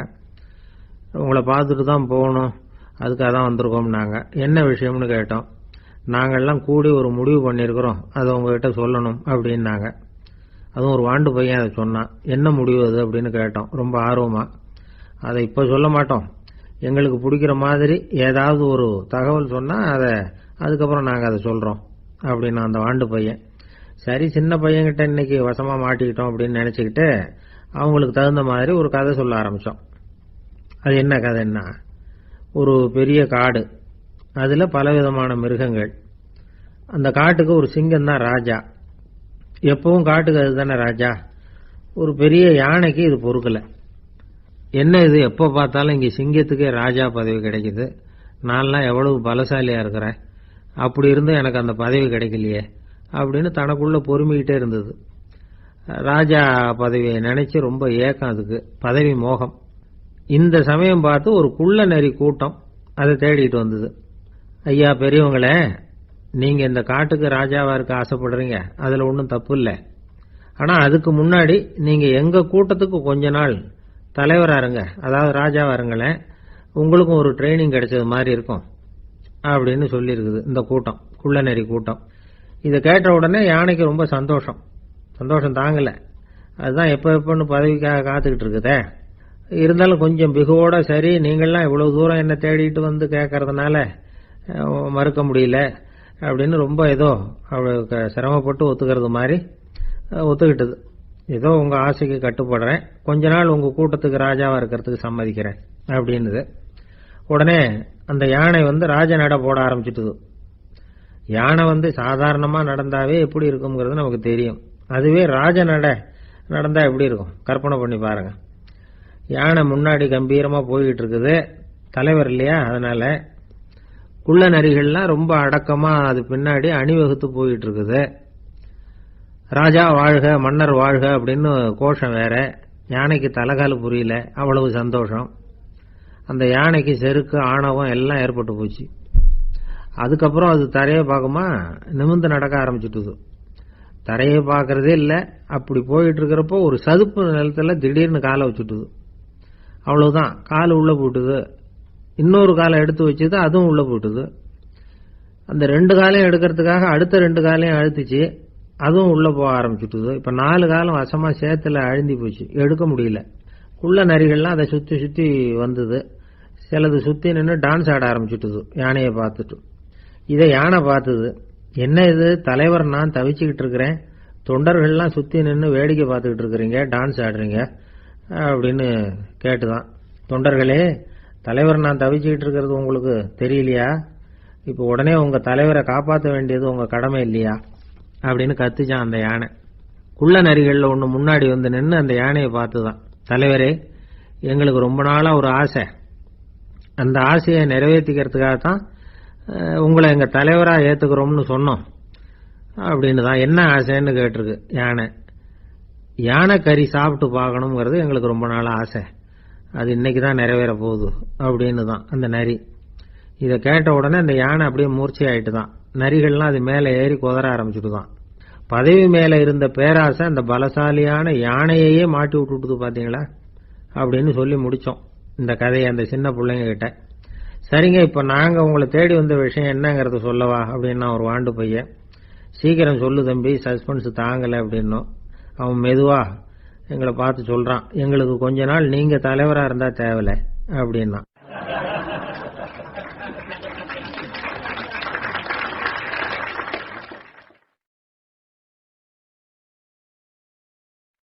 திபேத் நாட்டுல புத்த மடாலயங்கள் நிறைய உண்டு. அதுக்கு ஒரு தலைமையகமும் உண்டு. அது இந்த திபேத் தலைநகரம் லாசாவில் இருக்குது. ரொம்ப காலத்துக்கு அப்பால அதை பற்றியெல்லாம் நிறைய விவரங்கள் எழுதி வச்சிருக்கிறாங்க. அது இப்போவும் நமக்கு கிடைக்குது. அதாவது ரொம்ப தூரத்துக்கு அந்தாண்ட மலைகளுக்கு நடுவில் ஒரு கிளை மடாலயம். அந்த மடத்தின் தலைவருக்கு வயசாயிட்டு தான். அதனால தலைமை பொறுப்பை வேற ஒருத்தர்கிட்ட ஒப்படைக்கலாம் அப்படின்னு முடிவு பண்ணாராம். உடனே ஒரு லாமாவை கூப்பிட்டார். அவர் மூலமா தலைமை மடாலயத்துக்கு செய்தி அனுப்பினார், பொருத்தமான வாரிசு ஒருத்தரை அனுப்பி வைக்கும்படியாக. அந்த வாலிப லாமா புறப்பட்டார். காடு மேடெல்லாம் நடந்து போறார். ரொம்ப நாள் கழிச்சு தலைமை பீடத்தை அடைஞ்சார். தலைமை குரு கிட்ட விவரத்தை சொன்னார்.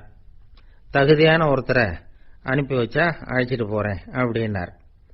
சரி, நாளைக்கு காலையில நீங்க அவங்க எல்லாரையும் அழைச்சிட்டு போகலாம்னார் அவரு. அவங்க எல்லாரையுமா? அங்க தேவைப்படுறது ஒருத்தர் தானே அப்படின்னார் இவர். ஆமான்னார்.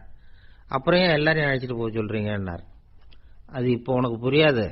நான் ஒரு 100 பிக்குகளை அனுப்புறேன், அதாவது பிட்சுகளை. அவ்வளவு பேரையும் அங்க வச்சு சமாளிக்க முடியாது அப்படின்னாரு இவரு. இருந்தாலும் இப்ப அந்த தலைமை குரு என்ன சொன்னார்னா, அதை பத்தி கவலைப்படாத, நான் 100 பேரை அனுப்புறேன். அதுல 99 பேர் வழியிலேயே காணாம போடுவாங்க, ஒருத்தன் மட்டும்தான் வருவான். அவனும் அங்க வந்து சேர்ந்துட்டானா நீ ரொம்ப கொடுத்து வச்சவன் அப்படின்னார். இவருக்கு ஒன்றும் புரியல. இருந்தாலும் மறுநாள் அந்த வாலிப லாமா 100 பேரை அழைச்சிட்டு புறப்பட்டார். போற வழியிலேயே பல பேர் அங்கங்க பிச்சுட்டு போட்டாங்க. அவர் சொன்னது மாதிரியே வழியில அவங்க ஊர்கள் இருந்தது தான் காரணம். அப்பா அம்மாவை பார்த்துட்டு வரேன் அப்படின்னு கொஞ்சம் பேர் போனாங்க. சொந்த பந்தத்தை பார்த்துட்டு வரேன் அப்படின்னு கொஞ்சம் பேர். ஒரு வாரம் ஆச்சு. இப்ப மிஞ்சினது 10 பேர் தான். வழியில ஒரு நகரம். அங்க சில பிட்சுக்கள் சந்திச்சாங்க. எங்க மடத்து தலைவர் இறந்துட்டார், உங்கள யாராவது ஒருத்தர் எங்களுக்கு தலைவராக முடியுமா அப்படின்னு கேட்டாங்க. 10 பேரும் தயார். அதுல ஒருத்தரை அழைச்சிட்டு அவங்க போயிட்டாங்க. இன்னொரு ஊர்ல சில பேர் வந்தாங்க, வழிமறிச்சாங்க. நில்லுங்க, எங்க மன்னர் மகளுக்கு திருமணம், அதை நடத்தி வைக்க 3 லாமாக்கள் தேவை அப்படின்னாங்க. இப்படி கொஞ்சம் கொஞ்சமா எல்லாரும் காலி. கடைசியில 2 பேரும் மிஞ்சினாங்க. அங்க ஒரு இளம்பெண் எதிரில் வந்தா, எங்க அப்பா வேட்டைக்கு போயிருக்கிறாரு, இன்னும் திரும்பி வரல, வீட்டுல வேற யாரும் இல்ல, தனியா இருக்க பயமா இருக்கு, யாராவது ஒருத்தர் எனக்கு துணையா இருக்கணும் அப்படின்னு கேட்டுக்கிட்டா. எங்க 2 பேர்ல நீயே ஒருத்தரை தேர்ந்தெடுத்துக்கோ, இல்லைன்னா எங்களுக்குள்ள சண்டை வந்துடும் அப்படின்னாங்க. இப்ப மிஞ்சினவர் ஒருத்தர், அவருக்கும் ஒரு சோதனை வந்தது. ஒரு தர்க்கவாதி எதிரில் வந்தா, உன்னோட வாதம் பண்ணணும்னா, இவனோட வாதம் பண்றேன், அது முடிய ரொம்ப காலம் ஆகலாம், தர்க்கத்துல நான் ஜெயிச்சா அங்க வரேன், இல்லைன்னா இவருடைய சீடன் ஆயிடுவேன் அப்படின்னாரு அவரு. கடைசியா அழைக்க வந்த வாலிபலாமா மட்டும் வெறும் கையோட திரும்பி போனார். அங்க இருந்த வயசான மடாதிபதி கேட்டார், எத்தனை பேர் அங்கிருந்து புறப்பட்டீங்கன்னார். என்னையும் சேர்த்து 101ன்னாரு அவரு. நல்லது, நீயாவது திரும்பி வந்திய, அதுதான் எனக்கு போதும், ஏன்னா நீ தான் எனக்கு உண்மையான வாரிசு, அந்த 100 பேர்ல யாரும் வரமாட்டாங்க அப்படின்னாரு அவர். ஏன்னா அவருக்கு தெரியும் இவர் ஒருத்தர் தான் திரும்பி வருவாருங்கிறது. திபேத்துல ஒரு பழங்கால பழமொழி உண்டாம், 100 பேர் செல்லலாம், எப்பொழுதாவது ஒருவன் அபூர்வமாக அடைய வேண்டிய இடத்தை அடைவான். இதுதான் அந்த பழமொழி. ஒரு உன்னதமான இலக்கை அடையணும்னா அது அவ்வளவு சுலபமான காரியம் இல்லை. இந்த காலத்து மடாலயம் ஒண்ணு, அதுல ஒரு தலைவர், அவருக்கு வயசாயிட்டது, தனக்கு ஒரு வாரிசை நியமிக்கணும் அப்படின்னு ஆசைப்பட்டார். ரொம்ப கஷ்டப்பட்டு ஒருத்தரை பிடிச்சார், தனக்கு வாரிசா நியமிச்சுட்டு அவர் சமாதி ஆயிட்டார். புதுசா பொறுப்பேற்றுக்கிட்டவர் அப்படியே உட்கார்ந்துருந்தார். அவரை தேடிட்டு பத்திரிகை நிருபர்கள்லாம் வந்தாங்க, கேட்டாங்க. அவரு உங்க பொறுப்புல அவர் பெரியவர் விட்டுட்டு போன இது எவ்வளவு சுமாரா தேரும், எவ்வளவு விட்டுட்டு போனார் அப்படின்னு கேட்டிருக்கிறாங்க.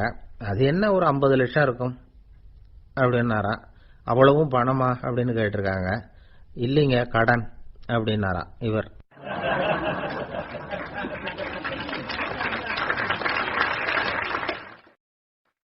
உங்க மேல எனக்கு அளவு கடந்த அன்பு அப்படின்னு யாராவது சொன்னா அதை அலட்சியமா நினைச்சிடக்கூடாது. அது கொஞ்சம் சீரியஸான விஷயம். அளவுக்கு மிஞ்சினா எதுவுமே இடைஞ்சல் தானே. அன்பும் அப்படிதான். அன்பு அதிகமா இருந்தா அது எப்படி கெடுதல் பண்ணும் அப்படிங்கிற சந்தேகம் உங்களுக்கு வரலாம். தசரதன் கதை என்னாச்சு? கைகேயி மேல வச்சு அளவு கடந்த அன்பு, ராமன் காட்டுக்கு போறாப்புல ஆயிட்டுது இல்ல. தசரதன் எப்பேற்பட்ட அரசன். விஸ்வாமித்திரர் சொல்றார், என்ன மாதிரி முனிவர்களுக்கும் தேவர்களுக்கும் ஏதாவது கஷ்டம் வந்தா முதல்ல முருகன் கிட்ட போவோம், அப்புறம் பரமசிவனை போய் பார்ப்போம், அதுக்கப்புறம் திருமால் கிட்ட போவோம், அப்புறம் பிரம்மன் இந்திரன் இவங்களெல்லாம் போய் பார்ப்போம், இவங்களால எல்லாம் முடியலன்னா கடைசியில் அயோத்திக்கு வருவோங்கிறார். உன்னை விட்டா வேற கதி உண்டோ அப்படின்னு தசரதனை பார்த்து விஸ்வாமித்திரரே சொல்றார். அப்பேற்பட்ட அரசன் தசரதன் கைகேயி காலில் விழறான். உன் பாதங்களை தொட்டு கெஞ்சி கேட்டுக்கிறேன், ராமனை காட்டுக்கு அனுப்பாதேங்கிறான். தசரதனுடைய இந்த நிலைமைக்கு என்ன காரணம்? அவன் கைகேயி மேல வச்ச அளவு கடந்த அன்புதான் காரணம். இப்ப சொல்லுங்க, அன்பா இருந்தாலும் அது அளவுக்கு மீறி போனா கெடுதல் பண்ணுமா பண்ணாதா? அது மட்டும் இல்ல, அளவு கடந்த அன்பு நீதிக்கும் நியாயத்துக்கும் புறம்பான காரியங்களையும் செய்ய வச்சிரும். தசரதன் மிகச்சிறந்த நீதிமான், தர்மத்துக்கு விரோதமா ஒரு காரியமும் செய்யாதவன். அப்பேற்பட்டவன் தன்னுடைய மனைவியை பார்த்து என்ன சொல்றான் தெரியுமா? உனக்காக நான் என்ன செய்யணும் சொல்லு, செய்யறேன். ஒரு குற்றமும் செய்யாத ஒருத்தனை கொல்லணுமா கொல்றேன். மரண தண்டனை விதிக்கப்பட்ட ஒருத்தனை விடுதலை செய்ய சொல்றியா செய்யறேன். எந்த பிச்சைக்காரனையாவது கோடீஸ்வரனாக சொல்றியா ஆக்குறேன், அல்லது கோடீஸ்வரனை பிச்சைக்காரன் ஆக்கணுமா ஆக்குறேன் அப்படிங்கிறான். நீதிக்கு விரோதமான இந்த பாவங்களை செய்யறதுக்கு அப்பேற்பட்ட அரசன் எப்படி துணிஞ்சான்? மனைவி பேர்ல வச்ச அளவு கடந்த அன்புதான் காரணம். திரிசூலம், வஜ்ராயுதம், வாள் இதுகளால தாக்கப்பட்டா கூட அதையெல்லாம் கொஞ்சம் கூட லட்சியம் பண்ணாத ஒருத்த காமதேவனுடைய மலர் அம்புகள் தாக்குனா அதை அவனால தாக்கு பிடிக்க முடியல, விழுந்துடுறான். காமதேவனுக்குள்ள மகிமையே அதுதாங்கிறார் துளசிதாசர். அதனாலதான் பெரியவங்கள்லாம் என்ன சொல்றாங்கன்னா, எதையும் அளவுக்கு மீறி செய்யாதேங்கிறாங்க. அப்பா, அம்மா, மனைவி, மக்கள் எல்லார் பேர்லயும் அன்பு அவசியம்தான். ஆனா அந்த அன்பு அறிவுக்கு புறம்பா இருக்கக்கூடாது, அளவுக்கு மீறி இருக்கக்கூடாது. அப்பதான் வாழ்க்கை சுகமா இருக்கும், இல்லைன்னா அவஸ்தை தான். அளவுக்கு மீறின அன்புங்கிறது புரியுது, அது சரி. அறிவுக்கு புறம்பான அன்புங்கிறது எப்படி? ஒரு தாய்க்கு ஜலதோஷம் அல்லது ஏதோ ஒரு தொற்று நோயின்னு வச்சுங்களேன். அந்த அம்மாவுக்கு தன்னுடைய குழந்தை பேர்ல அளவு கடந்த அன்பு. தனக்கு நோய் இருக்கு, அது அடுத்தவங்களுக்கு தொற்றக்கூடியது அப்படின்னு தெரிஞ்சிருந்தோம் அன்பை காட்டுறதுக்காக அந்த குழந்தைக்கு முத்தம் கொடுக்குறேன்னு தூக்கி வச்சுக்கிட்டு கொஞ்சம் ஆரம்பிச்சதுன்னு வச்சுங்க, அது நல்லா இருக்குமா? இதுதான் அறிவுக்கு புறம்பான அன்புங்கிறது. அது மாதிரி விலங்குகள்கிட்ட அன்பாயிருன்னு சொல்றோம். அதுக்காக புலிக்கு முத்தம் கொடுக்க முடியுமா? அப்படி கொடுத்தா அது அறிவுக்கு புறம்பான அன்பு. அதனால அன்பு கூட அறிவுபூர்வமா இருக்கணும் அப்படிங்கறத இன்னைக்கு தகவல் மூலமா நாம புரிஞ்சுக்கணும். இந்த காலத்து காதலன் தன்னுடைய காதலிகிட்ட சொன்னானாம், இதை பாரு, உன் பேர்ல எனக்கு அளவு கடந்த அன்பு. உனக்காக என்ன செய்யணும் சொல்லு, செய்யறேன். நெருப்புல நடக்கணுமா நடக்கிறேன், நீர்ல குதிக்கணுமா குதிக்கிறேன், உயிரையே கொடுக்கணுமா கொடுக்கறேன் அப்படின்னா. சரி, வர்றேன் ஞாயிற்றுக்கிழமை சாயந்தரம் 6 மணிக்கு இதே இடத்துக்கு வாங்க அப்படின்னு அந்த பொண்ணு. இவன் கொஞ்சம் யோசனை பண்ணி பார்த்துட்டு, அன்னைக்கு மழை பெய்யாம இருந்தா வந்துடுறேன் அப்படின்னா. வயிறு பசிக்குதேங்கிறது சிலரோட கவலை, வயிறு பசிக்க மாட்டேங்குதே அப்படிங்கிறது சில பேரோட கவலை. 2 விதமான கவலைக்கும் வயிறு தான் காரணமா இருக்குது. வயிறு பசிச்சதுன்னா அது இயற்கை, வயிறு பசிக்கலைன்னா அது வியாதி. ஆனா பசியையும் நாம பசிப்பிணி அப்படின்னு தான் சொல்லுவோம். என்ன காரணம்? வியாதியை போக்க வேண்டியது எவ்வளவு முக்கியமோ அதை விட முக்கியம் பசியை போக்க வேண்டியது. ஒரு சமுதாயத்துல பசிப்பிணியே இருக்கக்கூடாது, அதுதான் நல்ல சமுதாயம். பசியை போக்கணும்னா சாப்பாடு போடணும், பசியின்மையை போக்கணும்னா வைத்தியம் தான் பண்ணணும்.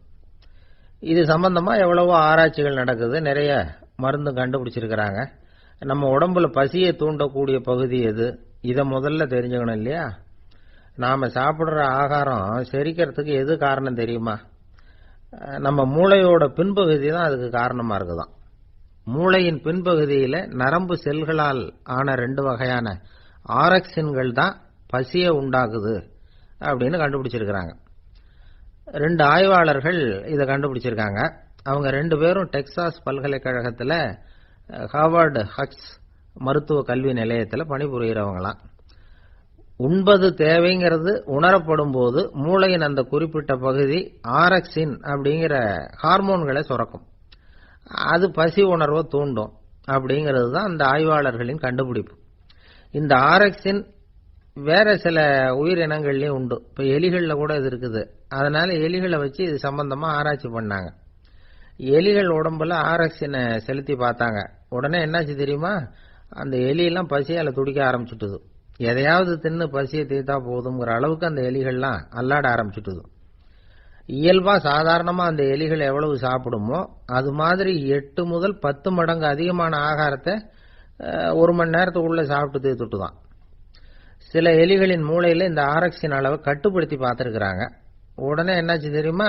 அதெல்லாம் சாப்பாட்டை கண்டா முகத்தை திருப்பிட்டு போக ஆரம்பிச்சுட்டு தான். அந்த எலிகளுக்கு பசி எடுக்கலையா. இந்த ஆராய்ச்சியின் அடிப்படையில் பசியை எடுக்காமல் இருக்கிற மனிதர்களுக்கும் பசியை தூண்ட முடியும் அப்படின்னு சொல்லி ஆராய்ச்சியாளர்கள் தெரிவிச்சிருக்கிறாங்க. ஆக ஆரக்சின் தான் பசிக்கு காரணம்ங்கிறது தெரிஞ்சு போச்சு. சரி, இந்த ஆரக்சின் அப்படின்னா என்ன? அது ஒரு கிரேக்க சொல். அதுக்கு பசின்னு அர்த்தம். நம்ம ஆளுங்களுக்கெல்லாம் பசியை தூண்டுறதுக்கு மருந்து தேவையில்லை, பசியை குறைக்கிறதுக்கு தான் மருந்து தேவை.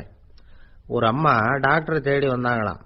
டாக்டர், எங்க வீட்டுக்காரருக்கு திடீர்னு அகோர பசி, நிறைய சமைச்சு போடுறேன், அவ்வளவையும் சாப்பிட்டுட்டு கீழே கிடக்கிற குப்பை கூலங்களையும் எடுத்து சாப்பிட ஆரம்பிச்சுடுறார், என்னன்னு கவனிச்சு பாருங்க அப்படின்னாங்களாம். எவ்வளவு நாளா அப்படி இருக்குதுன்னு கேட்டிருக்காரு டாக்டர். 1 வாரமா அப்படி இருக்குதுன்னாங்களாம். இவ்வளவு நாளா ஏன் சும்மா இருந்தீங்க, ஆரம்பத்திலேயே இங்க அழைச்சிட்டு வர வேண்டியது தானே அப்படின்னாராம் டாக்டர். அது ஒண்ணும் இல்ல டாக்டர், வீடு பூரா சுத்தமாகட்டுமேன்னு பாத்துக்கிட்டு இருந்தேன் அப்படின்னாங்களாம் அந்த அம்மா.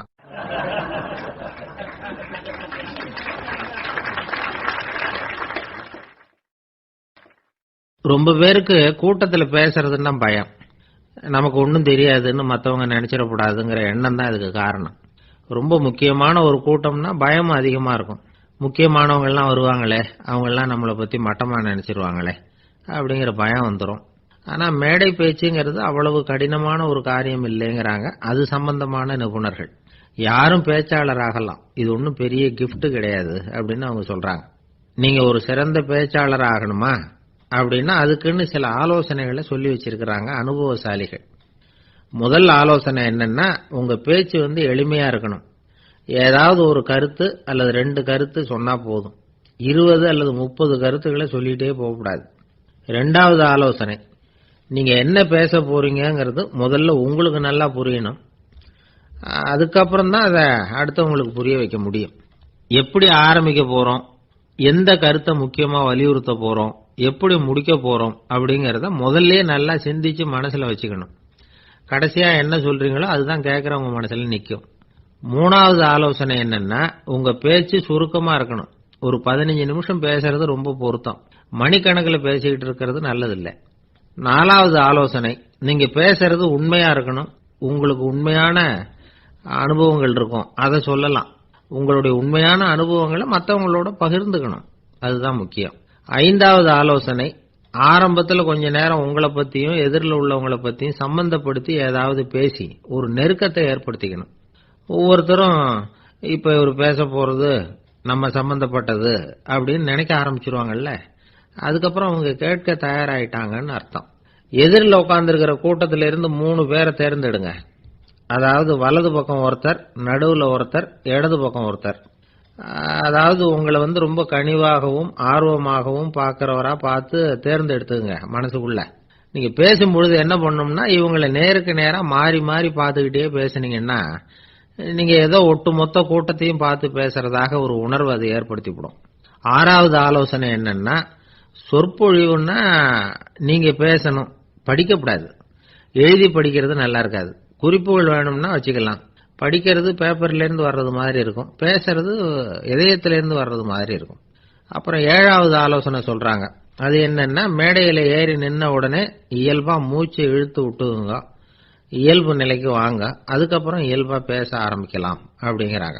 இவ்வளவும் பேச்சு கலையில் வல்லுநர்களா இருக்கிறவங்க சொல்லுகிற ஆலோசனைகள். இதையெல்லாம் கடைபிடிச்சா நமக்கும் அதுக்கும் வெகு தூரம்னு நினைச்சுக்கிட்டு இருந்த ஒண்ணு இப்ப கிட்டத்துல நெருங்கி வந்துடும். நாம சொல்றபடியெல்லாம் அது கேட்கும். ஒரு பேச்சாளர், அவருக்கு சுருக்கமாவே பேச தெரியாது. மேடையில ஏத்தி விட்டுட்டா போதும், ஆரம்பிச்சிருவார், நிறுத்த மாட்டார், பேசிக்கிட்டே இருப்பார்.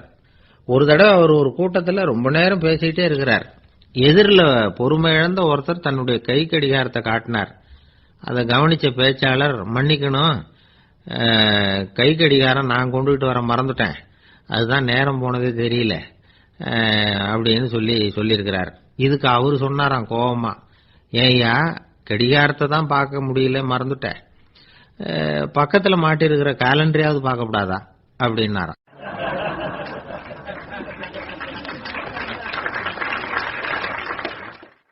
ஒரு ஆளு வேகமா நடந்து போயிட்டு இருந்தான். அவன் வேகமா நடக்கிறதுக்கு காரணம் வெயில் காலம், காலில் செருப்பு இல்ல, மணல் பாதை, அதுதான் வேகம். காலில் செருப்பும் இல்லாம கையில குடையும் இல்லாம அந்த ஆளு வெயில்ல நடந்து போயிட்டு இருக்கிறான். அந்த சமயத்துல இன்னொருத்தன் குதிரை மேல ஏறி அந்த வழியா வந்துகிட்டு இருக்கிறான். அவன் காலில் செருப்பும் இருந்தது, கையில குடையும் இருந்தது. நடந்து போயிட்டு இருந்தவன் அந்த குதிரை ஆசாமியை பார்த்து கேட்டான், ஐயா நீங்களும் குதிரை மேல உட்காந்துக்கிட்டு போய்கிட்டு இருக்கிறீங்க, அப்படி இருக்கிறப்போ உங்களுக்கு அந்த செருப்பு என்னத்துக்கு, அதை எனக்கு கொடுத்து உதவலாமே அப்படின்னா. குதிரை மேல உட்காந்துருந்தவன் யோசனை பண்ணி பார்த்தான், இவன் சொல்றது நியாயம்தானே அப்படின்னு சொல்லி தன்னுடைய செருப்பை கழட்டி அந்த வழிபோக்கனுக்கு கொடுத்துட்டான். ரொம்ப நல்லதுங்க அப்படின்னு சொல்லி இவன் அதை வாங்கி காலில் மாட்டிக்கிட்டான். அதுக்கப்புறம் மறுபடியும் இவன் ஆரம்பிச்சான், ஐயா நீங்க குதிரையில போறதுனால போக வேண்டிய இடத்துக்கு வேகமா போய் சேர்ந்துருவீங்க, அதனால உங்க கையில அந்த குடை என்னத்துக்கு, நான் நடந்து போயிட்டு இருக்கிறவன், ரொம்ப நேரம் நடக்க வேண்டியிருக்கும் இந்த வெயில்ல, அதனால அந்த குடையையும் எனக்கு கொடுங்களேன் அப்படின்னா. குதிரை வீரன் யோசனை பண்ணி பார்த்தான், இதுவும் நியாயம்தானே அப்படின்னு அவனுக்கு தோணுச்சு. உடனே இறக்கப்பட்டு தன் காலில் இருந்த செருப்பை கொடுத்தது மாதிரியே தன் கையில் இருந்த குடையையும் இவங்கிட்ட கொடுத்துட்டான். அதுக்கப்புறம் அவன் நிம்மதியா புறப்பட்டான். இப்ப மறுபடியும் கை தட்டி அவனை நிறுத்தினான். கீழே நின்றுட்டு இருந்தவன், என்னப்பா ஏன் என்ன நிறுத்தின, இன்னும் ஏதாவது வேணுமா உனக்கு அப்படின்னா குதிரையில இருந்தவன். இவன் மெதுவா வாயை திறந்து அந்த குதிரையையும் என்கிட்ட கொடுத்துருங்களேன்னா. அந்த குதிரை வீரன் இப்ப ஒரு கணம் யோசனை பண்ணி பார்த்தான். உடனே என்ன பண்ணான் தெரியுமா, தன்கிட்ட இருந்த குதிரை சவுக்கை எடுத்தான். குதிரை சவுக்கால அந்த ஆளை வாங்குவாங்கன்னு வீசி தள்ளிவிட்டான். இவ்வளவு சவுக்கடியும் வாங்கிட்டு இந்த ஆள் என்ன பண்ணான் தெரியுமா, சிரிக்கிறான். அடி வாங்கிட்டு யாராவது சிரிப்பாங்களா? குதிரை வீரனுக்கு ஒன்றும் புரியல. என்னப்பா அது, ஏன் இப்படி அடி வாங்கிட்டு இப்படி சிரிக்கிறியே அப்படின்னு கேட்டான். இப்ப அந்த வழிபோக்கன் சொல்றான், ஐயா நான் இப்படி சிரிக்கிறதுக்கு காரணம் இருக்கு. இப்படி குதிரை கேட்டு உங்ககிட்ட அடி வாங்கலைன்னு வச்சுக்கோங்க, என் உயிர் உள்ள வரைக்கும் மனசுல ஒரு தவிப்பு இருந்துகிட்டே இருக்கும். செருப்பையும் கொடையையும் கேட்ட உடனே கொடுத்தவன் குதிரையையும் கேட்டிருந்தா கொடுத்துருப்பானோ அப்படிங்கிற பேராசையில ஏங்கிக்கிட்டே இருந்திருப்பேன். இப்ப உங்ககிட்ட அடி வாங்கின பிறகு என்னுடைய அந்த சந்தேகம் தீர்ந்து போச்சு. என்னுடைய ஆசைக்கு எல்லை எது அப்படிங்கறத எனக்கு புரிஞ்சுட்டுது அப்படின்னு சொல்லிவிட்டு அவன் நடக்க ஆரம்பிச்சுட்டானான். ஆசைக்கும் எல்லை உண்டு அப்படிங்கிறத விளக்கறதுக்காக வாரியார் சுவாமிகள் சொல்ற கதை இது. இந்த காலத்திலயும் ஒருத்தன் அது மாதிரி கொடை செருப்போட குதிரையில போய்கிட்டு இருந்தான். எதிரில் நடந்து வந்தவன், ஐயா உங்க கொடையை எனக்கு கொடுங்களேன்னு கேட்டான். உடனே அவன் குதிரையிலிருந்து கீழே குதிச்சு அவனை சாட்டையால் அடிக்க ஆரம்பிச்சுட்டான். இன்னொருத்தர் அந்த வழியா வந்தவர் இதை பார்த்தார். ஏன்பா அவன் கேட்டான், உன்னால முடியலன்னா இல்லைன்னு சொல்லிட வேண்டியதுதானே, அதுக்காக ஏன் இப்படி அவனை போட்டு அடிக்கிறேன்னு கேட்டார். உங்களுக்கு விவரம் புரியாது சார், காலம் ரொம்ப கெட்டு போச்சு. கேட்டதை கொடுத்தேன்னு வச்சுக்கோங்க, இந்த குதிரையே என்னோடது, அவன் திருடிக்கிட்டு போறான் அப்படின்னு என் பேர்ல புகார் கொடுக்க ஆரம்பிச்சிருவான் சார் அப்படின்னா. அது எப்படி அவ்வளவு உறுதியா சொல்றேன்னு கேட்டார் அவரு. ஏற்கனவே அது மாதிரி ஒருத்தன் பேர்ல புகார் கொடுத்துட்டு தான் இந்த குதிரையை நான் தள்ளிட்டு வந்துகிட்டு இருக்கிறேன். ஒரு ஊர்ல ஒரு ராஜா இருந்தார். அவரு ஒரு நாள் காலையில அரண்மனையில மேல் மாடத்துல வந்து நின்றுட்டு இருந்தார். அப்போ ஒரு ஆள் வீதியில ரொம்ப வேகமா ஓடிக்கிட்டு இருக்கான். அதை ராஜா கவனிச்சார். அவன் மனசுல ஏதோ ஒரு தவிப்பு இருக்குங்கிறத புரிஞ்சுக்கிட்டார். உடனே அரண்மனை சேவகர்களை கூப்பிட்டார். அந்த ஆளை இங்க அழைச்சிட்டு வாங்க அப்படின்னார். இவங்க ஓடி போய் அந்த ஆளை அழைச்சிட்டு வந்தாங்க. மன்னர் முன்னாடி நிறுத்தினாங்க. மன்னர் அவனை நிமிர்ந்து பார்த்தார். எதுக்காக இவ்வளவு வேகமா ஓடிக்கிட்டு இருக்கிற அப்படின்னு கேட்டார். இதுக்கு அவன் சொன்னா, மன்னா நம்ம கோட்டையின் வடக்கு வாசல் இருக்கு இல்லையா, அது ஓரமா ஒரு பெரிய பாறாங்கல் கிடக்கு. அதுக்கு அடியில நான் ஒரே ஒரு வெள்ளி நாணயத்தை புதைச்சி வச்சிருக்கேன். அது இப்போ எனக்கு தேவைப்படுது. என்னுடைய மனைவிக்கு ஒரு பரிசு வாங்கி கொடுக்க வேண்டியிருக்கு. அதுக்காக தான் அவசரமா ஓடிக்கிட்டு இருக்கிறேன் அப்படின்னா. மன்னர் யோசனை பண்ணார். அப்புறம் சொன்னார், அதுக்காகவா இப்படி ஓடுற, பரவாயில்ல, அதை பத்தி கவலைப்படாத, நான் உனக்கு 10 வெள்ளி காசுகள் தர்றேன், வாங்கிட்டு திரும்பி போ அப்படின்னார். இவன் தலையை சொரிஞ்சான். மன்னா நீங்க கொடுக்கறத ரொம்பவும் மகிழ்ச்சியோட வாங்கிக்கிறேன், இருந்தாலும் அதுக்கப்புறம் அந்த வடக்கு வாசலுக்கு போய் அங்க இருக்கிற ஒரு நாணயத்தையும் எடுத்துக்கிட்டு போயிடுறேனே அப்படின்னா. இத பாருப்பா, அந்த ஒரு நாணயத்தை மறந்துடு, உனக்கு 100 வெள்ளி நாணயங்கள் தரேன் இருக்கார். மன்னா ரொம்ப மகிழ்ச்சி, உங்க மாதிரி தாராள குணம் வேற யாருக்கும் வராது. நீங்க கொடுக்கற 100 நாணயங்களையும் வாங்கிக்கிறேன், இருந்தாலும் வடக்கு வாசலுக்கு போய் அதையும் எடுத்துக்கிட்டா 101 ஆயிடுமே அப்படின்னா. இத பாருப்பா, அந்த ஒரு நாணயத்தை மறந்துடு, அது எக்கேடாவது கெட்டு போட்டோம், நான் உனக்கு 100 பொற்காசுகள் தரேன், அதையாவது வாங்கிட்டு வந்த வழியிலேயே திரும்பி போடுன்னாராம். தங்க நாணயங்களே தரேன்னு சொல்றீங்க, தாராளமா வாங்கிக்கிறேன், இருந்தாலும் வடக்கு வாசலுக்கு போய் அப்படின்னு மறுபடியும் ஆரம்பிச்சான். அரசர் வந்து பொறுமை இழந்துட்டார். கடைசியா ஒரு முடிவுக்கு வந்துட்டார். இத பாருப்பா, உனக்கு என்னுடைய ராஜ்யத்திலேயே பாதியை கொடுத்துடுறேன், அப்படியாவது திருப்தியா திரும்பி போ அப்படின்னாராம். மன்னா உங்களுடைய பெருந்தன்மைக்கு ஈடு இணையே கிடையாது, தேசத்திலேயே பாதி பிரிச்சு கொடுக்கறேன்னு சொல்றீங்க, அதனால உங்ககிட்ட ஒரு சின்ன வேண்டுகோள் அப்படின்னானா. சொல்லுன்னாராம் மன்னர் ஆர்வமா. இவன் மெதுவா ஆரம்பிச்சான். அப்படி இந்த ராஜ்யத்தை 2ஆ பிரிக்கிறப்போ அந்த வடக்கு வாசல் இருக்கிற பக்கத்தை என்கிட்டயே கொடுத்துருங்க அப்படின்னானா. மன்னர் அசந்து போயிட்டார். இந்த கதை எதுக்காகன்னு கேட்டா, மனம்ங்கிறது ஒரு குரங்குங்கிறத புரிஞ்சுக்கிறதுக்காகத்தான். உன்னை பிடிச்சுக்கிட்டா லேசில விடாது. அப்படிப்பட்ட மனசை அறிவு தான் வழி நடத்தணும். அதுலதான் வாழ்க்கையின் வெற்றி அடங்கி இருக்குது. ஒரு சின்ன பையன் தெருவில் அழுதுகிட்டு இருந்தான். ஏன்பா அழுகுறேன்னு ஒரு பெரியவர் கேட்டார். 1 ரூபா காசை இங்க தொலைச்சுட்டேன் அப்படின்னா. சரி, அதுக்காக அழாத, அதுக்கு பதிலாக 10 ரூபா தரேன், இந்தா வச்சுக்கோன்னு கொடுத்தாரு. அந்த 10 ரூபாய வாங்கி சட்டப்பையில போட்டுக்கிட்டு அதை விட அதிகமா சத்தம் போட்டு அழ ஆரம்பிச்சுட்டான். மறுபடியும் ஏன்டா அழறேன்னு கேட்டார் பெரியவர். அந்த 1 ரூபாயும் கிடைச்சிட்டுதுன்னா இப்ப என்கிட்ட 11 ரூபா இருக்குமே, இப்போ 10 ரூபா தானே இருக்கு அப்படின்னு சொல்லிவிட்டு அழறான். எனக்கு தெரிஞ்ச ஒருத்தர் இருக்கார். அவரு ஒரு பெரிய காவல்துறை அதிகாரி, ரொம்ப கண்டிப்பானவர். அவரை கண்டாவே எல்லாரும் பயப்படுவாங்க.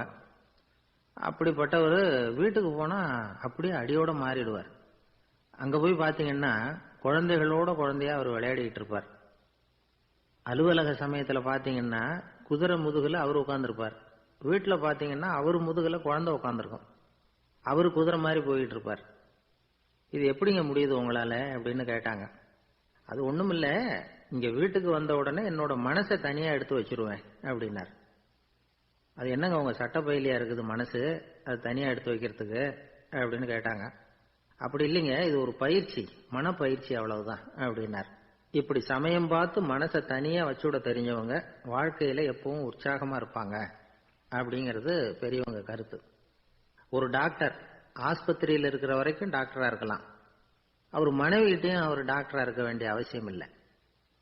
ஒரு வக்கீல் கோர்ட்ல இருக்கிற வரைக்கும் வக்கீலா இருக்கலாம். வீட்டுக்கு வந்ததுக்கு அப்புறமும் வக்கீலா இருக்க வேண்டிய அவசியம் கிடையாது. வீட்டுல குழந்தைகள்கிட்ட விளையாடும் பொழுதும் அதுகள்கிட்ட ஃபீஸ் கேட்டுக்கிட்டு இருக்கக்கூடாது. நாம எப்படி இருக்கணும்னு பெரியவங்க சொல்றாங்கன்னா, மனசோட சேரப்படாதான்.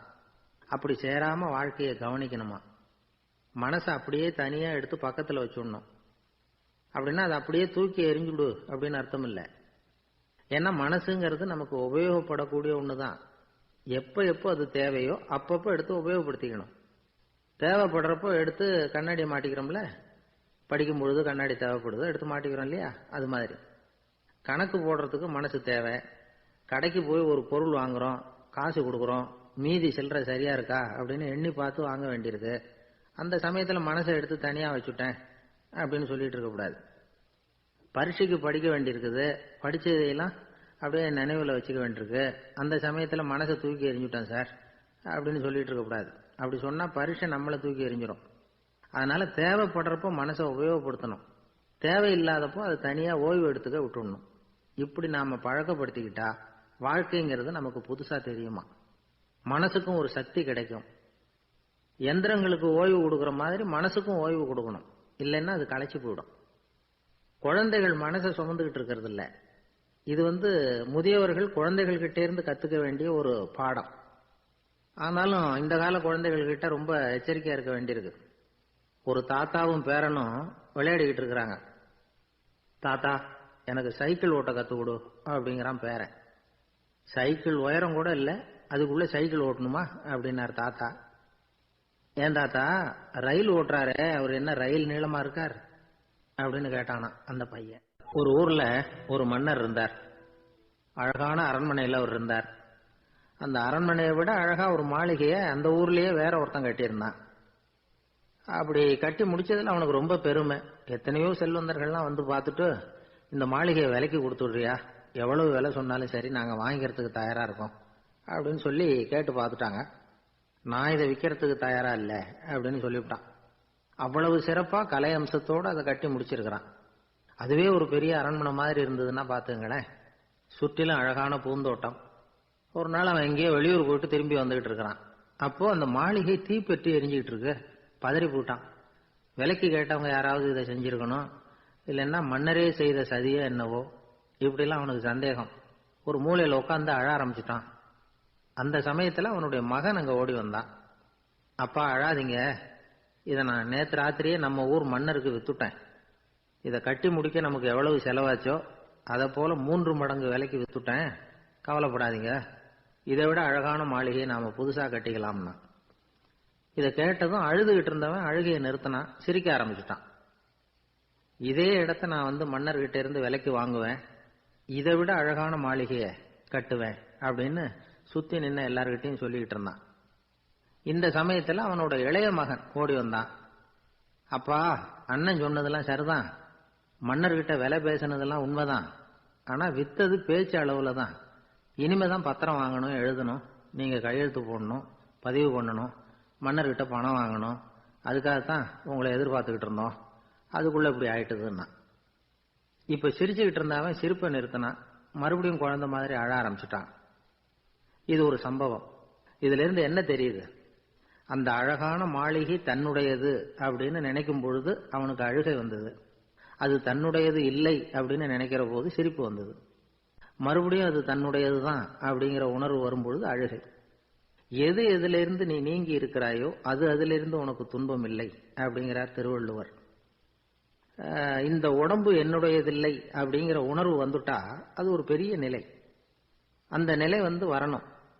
எல்லாத்தையும் பயன்படுத்திக்கலாம், ஆனா பற்றுல விழுந்துடக்கூடாது. உலகத்தில் இருங்கள், ஆனால் உலகத்தவராக இருக்காதீர்கள். உலகிற்குள் இருங்கள், உலகம் உங்களுக்குள் வந்துவிட அனுமதிக்காதீர்கள். விலகி இருங்கள், விழித்திருங்கள், மௌனமாய் பார்த்திருங்கள் அப்படிங்கிறது சான்றோர் கருத்து. செய்ய வேண்டிய கடமையிலிருந்து விலகி இருக்கிறவர்கள் நம்ம கிட்ட நிறைய பேர் உண்டு. அப்படிப்பட்ட ஒருத்தர் டாக்டர் கிட்ட போனார். டாக்டர், நான் ஒரு கவர்மெண்ட் ஆபீஸ்ல வேலை பார்க்கறேன், எனக்கு ஒரே அசதியா இருக்கு, என்னை சோதிச்சு பாருங்க, ஆலோசனை சொல்லுங்க ஏதாவதுன்னார்.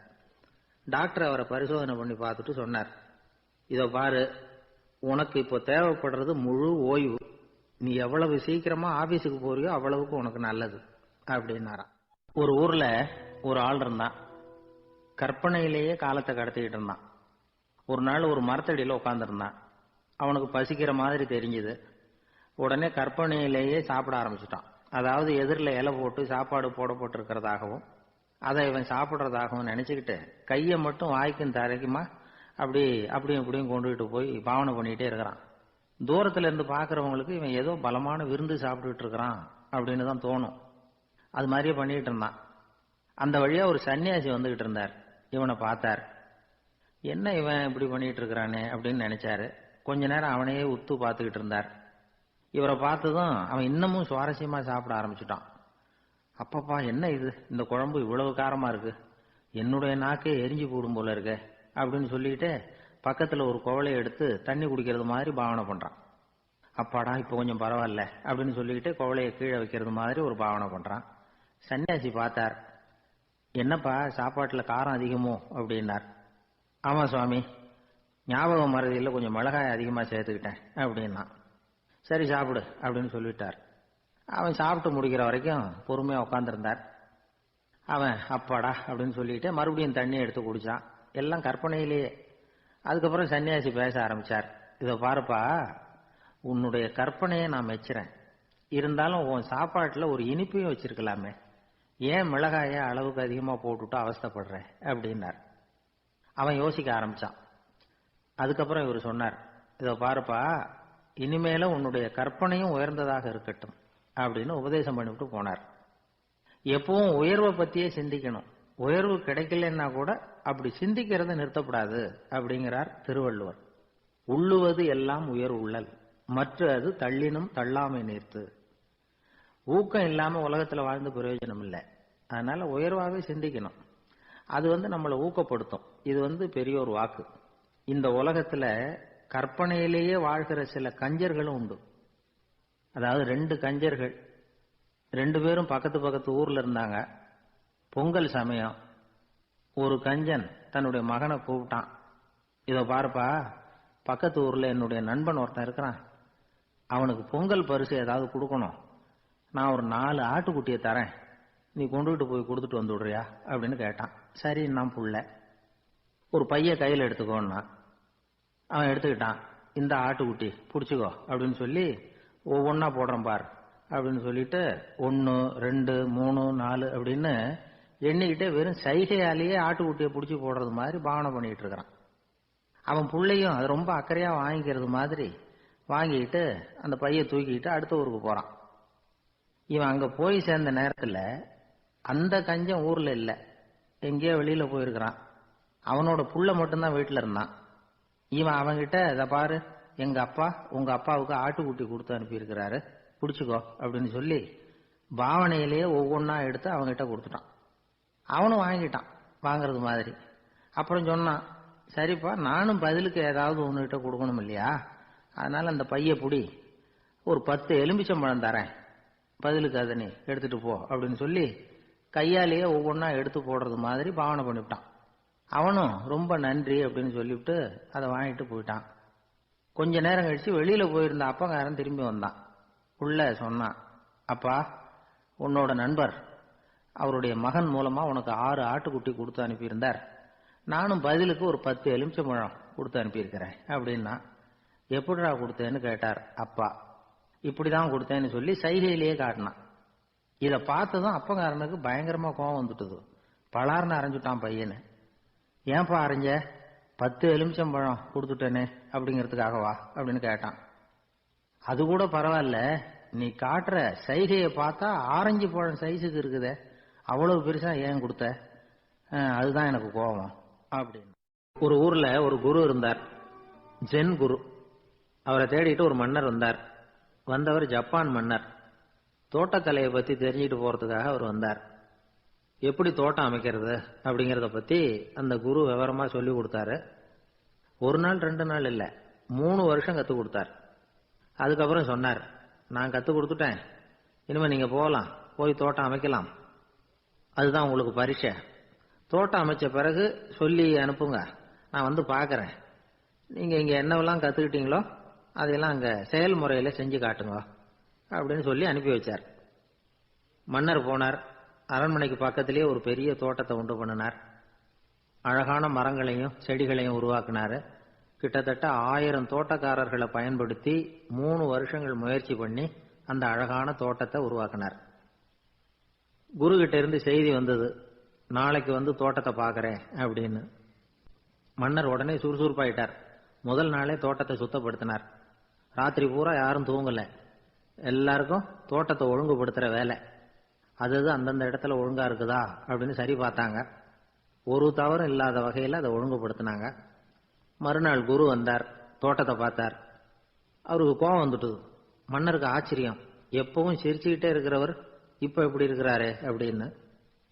மெதுவா குரு கிட்ட போய் எல்லாம் சரியா தானே இருக்குது அப்படின்னார். எல்லாம் சரிதான், ஆனாலும் எங்கே அந்த பொன்னிற காற்று அப்படின்னார். உதிர்ந்த இலைகள், பொன் மஞ்சள் நிற இலைகள் காற்றில் அப்படி புரண்டு ஓடுவதை நான் பார்க்க முடியவில்லையே அப்படின்னாராம். அது இல்லாம இந்த தோட்டம் உயிரோட்டம் உள்ளதா இருக்காது, இதுல பாடல் இல்லை, ஆடல் இல்லை, அதெல்லாம் இல்லாம இந்த தோட்டம் ரொம்பவும் செயற்கையா தெரியுதுன்னாராம். மன்னர் இப்பதான் யோசனை பண்ணார். கீழே கிடந்த காஞ்சி போன இலைகள் மட்டும் இல்ல, மரத்துல இருந்த காஞ்சி போன இலைகளையும் அப்புறப்படுத்தி சுத்தமா வச்சிருக்கிறார். இறப்பும் வாழ்க்கையினுடைய ஒரு பகுதி தான். மரணம்ங்கிறது வாழ்க்கைக்கு எதிரானது அல்ல, அதை நிரப்பும் ஒரு பகுதி தான் அது. மரணம் இல்லையில் வாழ்க்கையே இல்லை அப்படிங்கிறது பெரியவங்க கருத்து. இப்ப அந்த தோட்டம் அழகா தான் இருக்குது, இருந்தாலும் அது ஒரு ஓவியம் மாதிரி உயிர் இல்லாமல் இருக்கு. குரு ஒரு வாளியை கையில எடுத்துக்கிட்டார், தோட்டத்தை விட்டு வெளியில போனார். ஏற்கனவே வீசி எறிந்த அந்த சருகுகளை எல்லாம் அள்ளி கொண்டுட்டு வந்தார். உள்ள எல்லா இடங்கள்லயும் அதை வீசினார். உடனே காத்து அந்த காய்ந்த சருகுகளையும் பழுத்த இலைகளையும் அசைக்க ஆரம்பிச்சுட்டுது. இப்போ அங்க சலசல சத்தம், சங்கீதம், இலைகளின் நடனம், ஓவியம் மாதிரி இருந்த அந்த தோட்டத்துக்கு இப்ப உயிர் வந்துட்டுது. இதுதான் அந்த பொன்னான காற்று அப்படின்னாராம் குரு. மன்னருக்கு புரிஞ்சுது. மிகப்பெரிய ஜென் கேள்வி ஒன்று உண்டு. உம்மான் அப்படிங்கிற ஒரு பெரிய குருவை பார்த்து துறவி ஒருத்தர் கேட்டாராம், இலைகள் எல்லாம் கீழே விழுந்து மரங்கள் மொட்டையாக இருக்கும் பொழுது என்ன நடக்கும்? இதுதான் கேள்வி.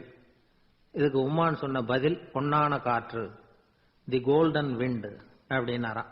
இதுக்கு என்ன விளக்கம்னா, உன்னுடைய எண்ணங்கள் எல்லாம் உன்னுடைய மனசிலிருந்து கீழே விழுந்து உனது உள்ளுணர்வானது மொட்டையாக நிற்கும் நிலைதான் அது. உனது வேர்களின் அருகில் காற்று வீசுகிறது. எல்லா எண்ணங்களும் உன்னிலிருந்து வெகு தூரத்துக்கு புரண்டு கொண்டே சென்று விடுகிறது. நீ அவற்றை கடந்து விட்டால் நீ அவைகளுக்கெல்லாம் மேலெழுந்து கீழே பார்ப்பவனைப் போல நிற்க ஆரம்பித்து விடுவாய். அதுதான் தியானம் என்பது அப்படின்னு சொல்றாங்க.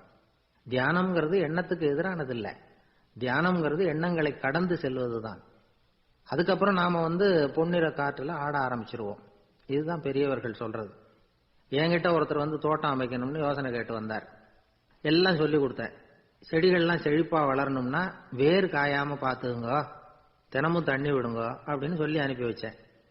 1 மாசம் கழிச்சு ஒரு தோட்டத்தை பாக்கிறதுக்காக போனேன். போய் பார்த்தா எல்லா செடியும் வாடி கிடக்குது. என்னங்க இப்படி பண்ணிவிட்டீங்கன்னு. நீங்க சொன்னபடிதான் செஞ்சேன்னார். என்ன செஞ்சீங்கன்னு கேட்டேன். வேறு காயாம பார்த்துக்க சொன்னீங்க, தினமும் ஒரு தடவை எல்லா செடியையும் ஒவ்வொன்னா புடுங்கி பார்த்து வேறு காயாம இருக்கா அப்படின்னு பார்த்துட்டு அதுக்கப்புறம் தண்ணி பாய்ச்சனே, அவ்வளவுதான் அப்படின்னார்.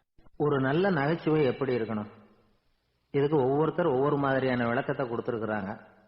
ஆனா கலைவாணர் NS கிருஷ்ணன் கொடுக்கிற விளக்கம் என்ன தெரியுமா? நகைச்சுவைங்கிறது அடுத்தவங்களுக்கு துன்பம் கொடுக்காம இருக்கணும், அடுத்தவங்க மனசை புண்படுத்தக்கூடாது, அதுதான் சிறந்த நகைச்சுவை அப்படிங்கிறார். அதுக்கு அவர் உதாரணமும் கொடுக்கிறார். ஒரு ஏரி ஓரமா 2 பசங்க நடந்து போயிட்டு இருக்கிறாங்க. அதுல ஒருத்தன் பணக்கார வீட்டு பையன், இன்னொருத்தன் ஏழை. இவங்க 2 பேரும் போயிட்டு இருக்கிறாங்க. வழியில ஒரு இடத்துல ஒரு ஜோடி செருப்பு இவங்க கண்ணுல படுது. ஒரு விவசாயி அந்த செருப்பை அங்க விட்டுட்டு பக்கத்துல இருந்த ஏரியில கை காலை கழுவிட்டு இருக்கிறார். உடனே அந்த பணக்கார பையனுக்கு ஒரு ஐடியா. அவன் சொன்னானா, டேய் இப்போ ஒரு வேடிக்கை செய்யலாம், அந்த செருப்பு 2ஐயும் தூக்கி எட்டத்துல வீசி எரிஞ்சிருவோம். அந்த ஆள் பார்த்துட்டு செருப்பை தேடி அல்லாடுவான், அங்கேயும் இங்கேயும் ஓடுவான், திரு திருன்னு முழிப்பான். அதை பார்த்து நாம ரசிக்கலாம், நல்ல தமாஷா இருக்கும் அப்படின்னு இருக்கான்.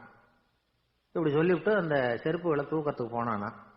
கொஞ்சம் பொறு அப்படின்னானா அந்த ஏழை பையன். ஏன்னு கேட்டிருக்கான் அவன். இப்போ அந்த ஏழை பையன் சொன்னானா, நீ சொல்றது ஒன்றும் வேடிக்கை கிடையாது, உன்னோட செருப்பு தொலைஞ்சா உன் அப்பா உடனே உனக்கு வேற செருப்பு வாங்கி கொடுத்துருவார். ஆனா அந்த ஆளுக்கு இந்த செருப்பு தொலைஞ்சதுன்னா வேற புதுசா வாங்கறதுக்கு வாயையும் வயத்தையும் கட்டி பணத்தை சேர்க்க வேண்டியிருக்கும். அதனால நான் ஒரு வேடிக்கை சொல்றேன், அது மாதிரி செய், அது இன்னமும் தமாஷா இருக்கும் அப்படின்னு நானா. எப்படி அது சொல்லுன்னு இருக்கான் அவன். செருப்பு ரெண்டும் அது இருக்கிற இடத்துலயே இருக்கட்டும். உன் சட்டப்பையிலிருந்து ஒரே ஒரு ரூபாய் நாணயத்தை எடு, அதை அந்த செருப்பு மேல அதோட குதிகால் பகுதியில வச்சுட்டு நாம 2 பேரும் அந்த மரத்துக்கு பின்னாடி ஓடி போய் மறைஞ்சு நின்னுக்குவோம். அப்புறம் பாரு வேடிக்கைய அப்படின்னா. அதே மாதிரி ₹1 காசு செருப்பு மேல வச்சுட்டு இவங்க 2 பேரும் மறைஞ்சு நின்னுக்கிட்டாங்க. கொஞ்ச நேரத்தில் அந்த விவசாயி வந்தார். காலில் உள்ள மண்ணை தட்டிவிட்டு செருப்பை மாட்டுறதுக்காக போனார். அங்க இருந்த காசு கண்ணில் போட்டுட்டுது. அவருக்கு ஆச்சரியமா போச்சு. அதை கையில் எடுத்து பார்க்கிறார். 4 பக்கமும் திரும்பி திரும்பி பார்க்கிறார், யார் இதை வச்சிருப்பான்னு. கடைசியில் ஆகாயத்தை பார்க்கிறார். ஆண்டவா, இது உன்னோட கருணை தான், நீ தான் யாரோ புண்ணியவான் மனசுல தர்மம் பண்ற எண்ணத்தை உண்டாக்கி இருக்கிற, அந்த புண்ணியவான் நல்லா இருக்கணும் அப்படின்னு வாழ்த்தி அந்த காசை கண்ணில் ஒத்திக்கிட்டாராம்.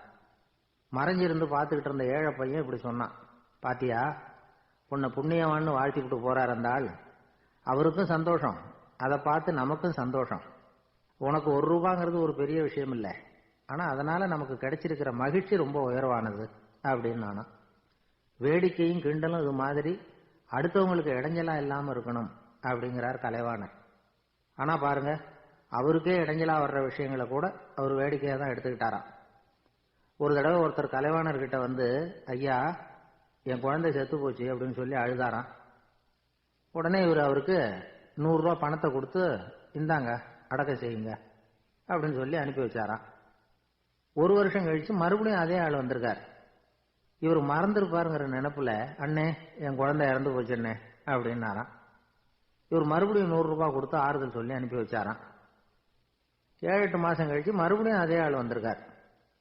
அவர் வாயை திறக்கிறதுக்கு முன்னாடியே இவர் ₹100 அவர் கையில வச்சு, போன 2 தடவை தான் குழந்தை செத்து போச்சு, இந்த தடவையாவது அதை சாகாம காப்பாத்தி விடு அப்படின்னு சொல்லி அனுப்பி வச்சாராம். அதுக்கப்புறம் அந்த ஆள் வர்றதே இல்லையா. ஒரு ஊர்ல ஒரு கோயில் இருந்தது, ரொம்ப பழைய கோயில். உள்ள போறதுக்கே பயமா இருக்கும், எந்த நேரத்தில் இடிஞ்சு விழுந்துருமோ அப்படிங்கிற பயம். அப்படி இருந்ததுனால யாரும் துணிஞ்சு சாமி கும்பிடுறதுக்கு அங்க போறதில்லை. கோயிலுக்கு வர்ற கூட்டம் கொஞ்சம் கொஞ்சமா குறைய ஆரம்பிச்சுட்டுது. கோயில் நிர்வாகிகள் எல்லாரும் கூடி உட்காந்து பேசினாங்க, என்ன பண்ணலாம்னு யோசனை பண்ணாங்க. எந்த இடம் மோசமா இருக்கோ அந்த இடத்த பழுது பார்த்தாங்க. அங்க எங்க வர்ணத்தை பூசி கொஞ்சம் அழகுபடுத்தி பார்த்தாங்க. ஏதோ இந்த ஊர்ல கோயில்னு ஒண்ணு இருக்கு, அது மக்களுக்கு தெரியணும் அப்படிங்கிறதுக்காகத்தான் இப்படிலாம் பண்ணாங்க. இருந்தாலும் கோவில் இருக்கிற நிலைமை மக்களுக்கு தெரியும், அதனால அங்க வர்றது குறைச்சிக்கிட்டாங்க அவங்க. ஒரு கட்டத்துல யாருமே வர்றதில்லை, நிலைமை அந்த அளவுக்கு ஆயிட்டுது. மறுபடியும் கோவில் நிர்வாகிகள் கூட்டம் நடந்தது. இந்த கூட்டம் கூட கோயிலுக்கு உள்ள நடக்கல, இடிஞ்சு விழுந்துருமோங்கிற பயம். அதனால வெளியில தான் உட்காந்து கூட்டத்தை நடத்தினாங்க. ஏன்னா உள்ள போறதுக்கு அவங்களுக்கும் துணிச்சல் கிடையாது, எந்த நேரமும் விழுந்துரும் போல இருந்தது. அது வழியா போறவங்க கூட வேகமா அந்த இடத்தை கடந்து போக ஆரம்பிச்சுட்டாங்க. கோவில் நிர்வாகிகள் வெளியில உட்காந்து கூட்டம் போட்டாங்க இல்லையா, அந்த கூட்டத்துல 4 தீர்மானங்களை நிறைவேற்றினாங்க. அது என்ன 4 தீர்மானம்னா, முதல் தீர்மானம், இந்த கோவிலை இடிப்பது அப்படிங்கிற முடிவை இந்த கமிட்டி மிகவும் வருத்தத்துடன் ஏற்றுக்கொள்ளுகிறது அப்படின்னு நிறைவேற்றினாங்க. இதுக்கு பதிலா இன்னொரு கோவிலை உடனடியாக கட்டி முடிச்சுடணுங்கிறது 2வது தீர்மானம். 3வது தீர்மானம் என்ன தெரியுமா, பழைய கோவிலின் கதவுகள், அதிலிருந்து பிரிச்சு எடுக்கிற செங்கல், இதையே புது கோவில் கட்டுவதற்கு பயன்படுத்தி கொள்ள வேண்டியது. பழைய கோவில் இருந்த மாதிரியே அதே வடிவத்தில் புது கோவிலையும் கட்ட வேண்டியது. பழைய கோவிலின் அஸ்திவாரத்தை அப்படியே வச்சுக்கிட்டு அதுக்கு மேல நாம கோயிலை கட்டிக்க வேண்டியது. இதுதான் 3வது தீர்மானம். இதையும் கமிட்டி முழு மனசோட ஏத்துக்கிட்டது. இது வரைக்கும் சரி. இப்ப அந்த கமிட்டி 4வதா ஒரு முக்கியமான தீர்மானத்தை கொண்டுகிட்டு வந்து அதையும் ஏகமனதா நிறைவேற்றி விட்டது. அது என்ன தீர்மானம்னா, புதிய கோவில் கட்டி முடிக்கிற வரைக்கும் பழைய கோவிலை இடிக்கிறதில்லை அப்படிங்கிற தீர்மானம். எப்படி இருக்குது பாருங்க இது. பழசை இடிக்காத வரையில அதே இடத்துல புதுசா எப்படி கட்ட முடியும்? பல விஷயங்கள்ல நாம நடந்துகிற முறையும் இப்படிதான் இருக்குதான். வாழ்க்கையில முன்னேறணும்னு ஆசைப்படுவோம், அதே நேரத்தில் அந்த முன்னேற்றத்துக்கு எது தடையா இருக்கோ அதை விட்டு விடுறதுக்கும் மனசு வராது. வெளிநாட்டில் ஒரு பெரிய விருந்து நடந்துகிட்டு இருந்துதான். எல்லாரும் மது கோப்பையும் கையுமா அலைஞ்சுக்கிட்டு இருக்கிறாங்க. ஒருத்தர் மட்டும் கையில எதுவும் இல்லாம ரொம்ப நல்ல பிள்ளையா சாதுவா ஒரு ஓரமா தனியா உட்கார்ந்துருக்கிறார். அவர்கிட்ட நெருங்கி வாங்க மது சாப்பிடலாம் அப்படின்னு கூப்பிட்டாங்களாம். என்ன வற்புறுத்தாதீங்க, நான் என் மனசுக்குள்ள உறுதியா தீர்மானம் பண்ணிவிட்டேன் அப்படின்னாராம். என்ன தீர்மானம் பண்ணிருக்கீங்க அப்படின்னு கேட்டிருக்காங்க. ஏற்கனவே முழு போதையில் இருக்கும் பொழுது மறுபடியும் மது கோப்பையை தொடறதில்லை அப்படின்னு தீர்மானம் பண்ணிருக்கேன் அப்படின்னாராம். ஒரு ஊர்ல ஒரு பெரியவர் இருந்தார். ஒரு நாள் அவரை தேடி ஒருத்தர் வந்தார். ஐயா, நான் கடவுளை பரிபூர்ணமா நம்புறேன் அப்படின்னார். சரி, அந்த நம்பிக்கை உனக்கு எப்படி வந்ததுன்னு கேட்டார் இவர். அவர் சொல்ல ஆரம்பிச்சார். ஐயா, எனக்கு கல்யாணம் ஆகி 10 வருஷம் ஆச்சு, ஆனாலும் குழந்தை பாக்கியம் இல்லை. அதுக்கு என்ன காரணமா இருக்கும்னு நான் யோசனை பண்ணிட்டு இருந்தப்போ நண்பர் ஒருத்தர் ஒரு ஆலோசனை சொன்னார். உனக்கு மதப்பற்று இல்லை, எந்த கடவுளையுமே நம்ப மாட்டேங்கிற, அதுதான் காரணம். கடவுளை நம்பு, உனக்கு குழந்தை பாக்கியம் கிடைக்கும் அப்படின்னார். அவர் அப்படி சொன்னாரே தவிர எனக்கு சந்தேகம்தான். இருந்தாலும் அவர் சொன்னபடியும் நடந்துதான் பார்ப்போமே அப்படின்னு முடிவு பண்ணேன். கடவுளை நம்ப ஆரம்பிச்சேன். அந்த வருஷமே அழகான ஆண் குழந்தை பிறந்தது. எல்லாம் இறைவன் அருள் அப்படின்னார். இவர் இப்படி சொன்னதை கேட்டதும் இந்த பெரியவர் சொன்னார், நீ சொல்றதெல்லாம் சரிதான், இருந்தாலும் இந்த காலத்துல எந்த ஒரு காரியமா இருந்தாலும் அதை சோதனை செஞ்சு பார்த்துட்டு தான் ஒரு முடிவுக்கு வந்து சேர முடியும். அறிவுபூர்வமான முடிவு அதுவாக தான் இருக்கும். அறிவியல் சோதனைகள் அப்படித்தான். ஒரு குறிப்பிட்ட விஷயத்தை பத்தி எத்தனை தடவை சோதனை பண்ணாலும் ஒரே முடிவு தான் கிடைக்கணும், அதுதான் சரியா இருக்கும். அதனால இப்ப மறுபடியும் ஒரு சோதனைன்னார். என்ன செய்யணும் அப்படின்னு கேட்டார் இவர். கடவுள்கிட்ட ஒரு பெண் குழந்தை வேணும்னு கேளு. முதல்ல ஆண் குழந்தையை கொடுத்தது மாதிரியே இப்போ ஒரு பெண் குழந்தையையும் கொடுக்கறாரா பார்க்கலாம் அப்படின்னார். சரின்னு சொல்லி இவர் அதே மாதிரி முயற்சி பண்ணினார். அதுக்கப்புறம் அவர் இந்த பெரியவர்கிட்ட வரவே இல்லை. கொஞ்ச காலம் கழிச்சு இவரே அவரை தேடிட்டு போய் கதவை தட்டினார். அவர் கதவை திறந்தார். என்ன ஆச்சு, கடவுள் கண் திறந்தாரா அப்படின்னு கேட்டார். அவரு, அந்த சமாச்சாரம்லாம் நமக்கு வேணாம் சார், முதல் தடவை அது ஏதோ தற்செயலா ஏற்பட்ட ஒரு சாதகம். இப்போ நீங்க 2வது தடவை சொன்ன பிறகு தினமும் கடவுளை வேண்டிக்கிட்டு தான் இருக்கிறேன், ஒன்றும் நடக்கல அப்படின்னார் ரொம்ப விரக்தியா. ஒரே ஒரு தோல்வியில உங்க நம்பிக்கையெல்லாம் பறந்து போயிடுது பாத்தீங்களா அப்படின்னார் அந்த பெரியவர். எல்லாம் நல்ல விதமா நடக்கிற வரைக்கும் நம்பிக்கை, எதிர்பார்த்தது தோல்வியில முடிஞ்சுட்டுதுன்னா அவநம்பிக்கை. மற்றவர்கள் பேர்ல வைக்கிற நம்பிக்கை எந்த நேரத்திலையும் விவகாரமாகி விடக்கூடிய சாத்தியம் உண்டு. நாம நம்பிக்கை வைக்க வேண்டியது நம்ம கிட்ட தான், நமக்குள்ள இருக்கிறார் கடவுள். எனவே நம்ம பேர்ல நாம வைக்கிற நம்பிக்கை தான் உண்மையான கடவுள் பக்தி. நிபந்தனையற்ற நம்பிக்கையா அது இருக்கணும். எல்லாம் நல்லபடியா நடந்துகிட்டு இருந்தா எந்த முட்டாளுக்கும் நம்பிக்கை வரத்தான் செய்யும் அப்படிங்கிறது ஒரு பெரியவர் கருத்து. தியானத்தின் மூலமா தான் உனக்குள்ள ஆழமா தோண்டுனா உன்னுடைய அடி ஆழத்துல நம்பிக்கை வந்து அப்படி ஊற்றெடுக்கும், அதை பார்க்க முடியும் அப்படிங்கிறது பெரியவர்கள் சிந்தனை. ஒரு குழந்தை அப்பாவை பார்த்து என்னப்பா பண்றேன்னு கேட்டுதான். பிரார்த்தனை பண்ணிட்டு இருக்கிறேன்னாராம் அப்பா. பிரார்த்தனை பண்ணுனா என்ன கிடைக்கும் அப்படின்னு கேட்டுதான் குழந்தை. எல்லாம் கிடைக்கும் அப்படின்னாராம் அப்பா. நீ வச்சிருக்கிறிய பேனா அது கூட கிடைக்குமான்னு கேட்டுதான் குழந்தை. ஓ, கிடைக்குமேன்னு இருக்கார். அப்படின்னா அந்த பேனாவை என்கிட்ட கொடுத்துரு, நீ பிரார்த்தனை பண்ணி வேற பேனா வாங்கிக்கோ அப்படின்னு தான் அந்த குழந்தை. ஒரு பெரிய நினைவு மண்டபம், அதுக்கு முன்னாடி ஒரு அப்பாவும் பிள்ளையும் நின்றுகிட்டு இருக்கிறாங்க. அந்த வழியா போறவங்க வர்றவங்க எல்லாம் அந்த இடத்துல நின்று அது என்ன மண்டபம் அப்படின்னு விசாரிக்க ஆரம்பிச்சாங்க. அந்த அப்பாவும் பிள்ளையும் தான் வர்றவங்களுக்கெல்லாம் விவரம் சொல்லிட்டு இருக்கிறாங்க. அதாவது இந்த இடத்துல ஒரு பெரிய மகான் சமாதி ஆயிருக்கார், அவர் சமாதியான இடத்துல இந்த நினைவு மண்டபத்தை கட்டியிருக்கிறோம் அப்படின்னாங்க. ஊரு பூரா இந்த செய்தி பரவிச்சு. நிறைய பேர் அந்த இடத்தை தேடி வர ஆரம்பிச்சாங்க. இங்க வந்து கொஞ்ச நேரம் உட்காந்துட்டு போனா மனசுக்கு ஒரு நிம்மதி கிடைக்குது அப்படின்னாங்க. அங்க இருந்த உண்டியல்ல நிறைய காசு போட்டுட்டு போறாங்க. பணம் கிடுகிடுன்னு நிறைய சேர ஆரம்பிச்சுட்டுது. பணம் நிறைய சேர்ந்த உடனே அந்த அப்பாவுக்கும் பிள்ளைக்கும் தகராறு வந்துட்டுது. பணம் சேர்ந்தாலே சொத்து தகராறு வரத்தானே செய்யும், அது மாதிரி வந்துட்டுது. பையன் அடிக்கடி நிறைய பணம் கேட்க ஆரம்பிச்சான். அப்பா பார்த்தார், யோசனை பண்ணார், ஒரு முடிவுக்கு வந்தார். ஒரு நாள் பையனை கூப்பிட்டார். இதை பாருப்பா, நமக்குள்ள தகராறு வேணாம், அப்பாவும் பிள்ளையும் இப்படி சண்டை போட்டுக்கிட்டா பாக்குறவங்க தப்பா நினைப்பாங்க, அதனால நமக்குள்ள சமரசமா இதை தீர்த்துக்குவோம், என்ன சொல்ற அப்படின்னார் அப்பா. சரி நான் பையன். உடனே அந்த அப்பா என்ன பண்ணார் தெரியுமா, மகன் கிட்ட கொஞ்சம் பணத்தை கொடுத்தார், தன்கிட்ட இருந்த ஒரு கழுதையையும் கொடுத்தார். இதை வச்சு நீ பொழைச்சிக்கோ அப்படின்னு சொல்லி அனுப்பி வச்சுட்டார். மகன் அந்த கழுதையை இழுத்துக்கிட்டு அடுத்த ஊருக்கு போனான். வழியிலேயே அந்த கழுதை செத்து போச்சு. உடனே என்ன பண்ணலாம்னு யோசனை பண்ணான். ஒரு ஐடியா வந்தது. அந்த கழுதைய ஒரு சாலை ஓரமா புதைச்சான். கையில் இருந்த பணத்தை வச்சு அந்த இடத்துல ஒரு கல் மண்டபம் கட்டினான். அந்த வழியா 2 பேர் வந்தாங்க. இது என்ன மண்டபம்னு விசாரிச்சாங்க. இந்த இடத்துல ஒரு பெரிய மகான் சமாதி ஆயிருக்கிறார் அப்படின்னா. இந்த செய்தி ஊர் பூரா பரவ ஆரம்பிச்சுட்டுது. நிறைய பேர் வந்து போக ஆரம்பிச்சாங்க. இங்க வந்தா மனசுக்கு ஒரு பெரிய நிம்மதி கிடைக்குது அப்படின்னு வேற சொல்ல ஆரம்பிச்சாங்க. வர வர கூட்டம் அதிகமா வர ஆரம்பிச்சுட்டுது. உண்டியல்ல பணம் நிறைய சேர்ந்துட்டுது. நகையெல்லாம் கூட கழட்டி காணிக்கையா போட ஆரம்பிச்சுட்டாங்க. அப்பாவை விட மகன் பெரிய ஆளாயிட்டான். இதை கேள்விப்பட்டார் அப்பா. பையனை பார்த்துட்டு வரலாம்னு ஒரு நாள் புறப்பட்டு வந்தார். பையன் ஓஹோன்னு இருக்கிறான். பங்களா, காரு எல்லாம் வந்துட்டுது. எப்படிடா இந்த அளவுக்கு ஆனே அப்படின்னு விசாரிச்சார். அப்பா, எல்லாம் உங்க ஆசீர்வாதம் தான். நீங்க கொடுத்த மூலதனத்தை வச்சுதான் இவ்வளவும் சம்பாதிச்சேன் அப்படின்னு நான் பையன். அது எப்படிறான்னு விசாரிச்சார். அப்பா, நீங்க ஒரு கழுதை குட்டியும் கொஞ்சம் பணமும் என்கிட்ட கொடுத்து அனுப்பி வச்சிங்க. அதை எடுத்துக்கிட்டு வந்தேன். வர்ற வழியில் அந்த கழுதை செத்து போச்சு. உடனே யோசனை பண்ணேன். அந்த கழுதையை இந்த இடத்துல புதைச்சேன். கையில் இருந்த பணத்தை வச்சு மண்டபம் கட்டினேன். மகான் ஒருத்தர் சமாதி ஆயிருக்கார் அப்படின்னு வதந்தியை கிளப்பி விட்டேன். ஜனங்கள்லாம் ஏமாந்து போய் காசை கொண்டாந்து போட ஆரம்பிச்சுட்டாங்க. நான் பொழைச்சிக்கிட்டு இருக்கிறேன் அப்படின்னா. இப்பதான்டா நீ என் புள்ள அப்படின்னு சொல்லி சந்தோஷப்பட்டாரான் அந்த அப்பா. ஏன் அப்படி சொல்றீங்கன்னு கேட்டிருக்கான் பையன். கழுத குட்டியை புதைச்சி மண்டபம் கட்டி இருக்கிற நீ, ஏற்கனவே நம்ம ஊர்ல நாம கட்டி இருக்கிறோமே மண்டபம், அது இந்த கழுதையோட அம்மாவை புதைச்ச இடம். மகான் சமாதி ஆயிருக்காருன்னு நானும் சும்மா கப்சா தான் விட்டுக்கிட்டு இருக்கேன் அப்படின்னாரான் அப்பா. முட்டாள் ஜனங்களை நினைச்சு அந்த 2 பேரும் சத்தம் போட்டு சிரிச்சாங்களாம். மனுஷன் ஏமாத்துறது ரொம்ப சுலபம். என் கூட படிச்ச ஒருத்தன் திடீர்னு ஒரு நாள் எல்லாருக்கும் அருள் வாக்கு சொல்ல ஆரம்பிச்சுட்டான். அவன் ஒரு ஆபீஸ்லயும் வேலை பார்க்கறான்.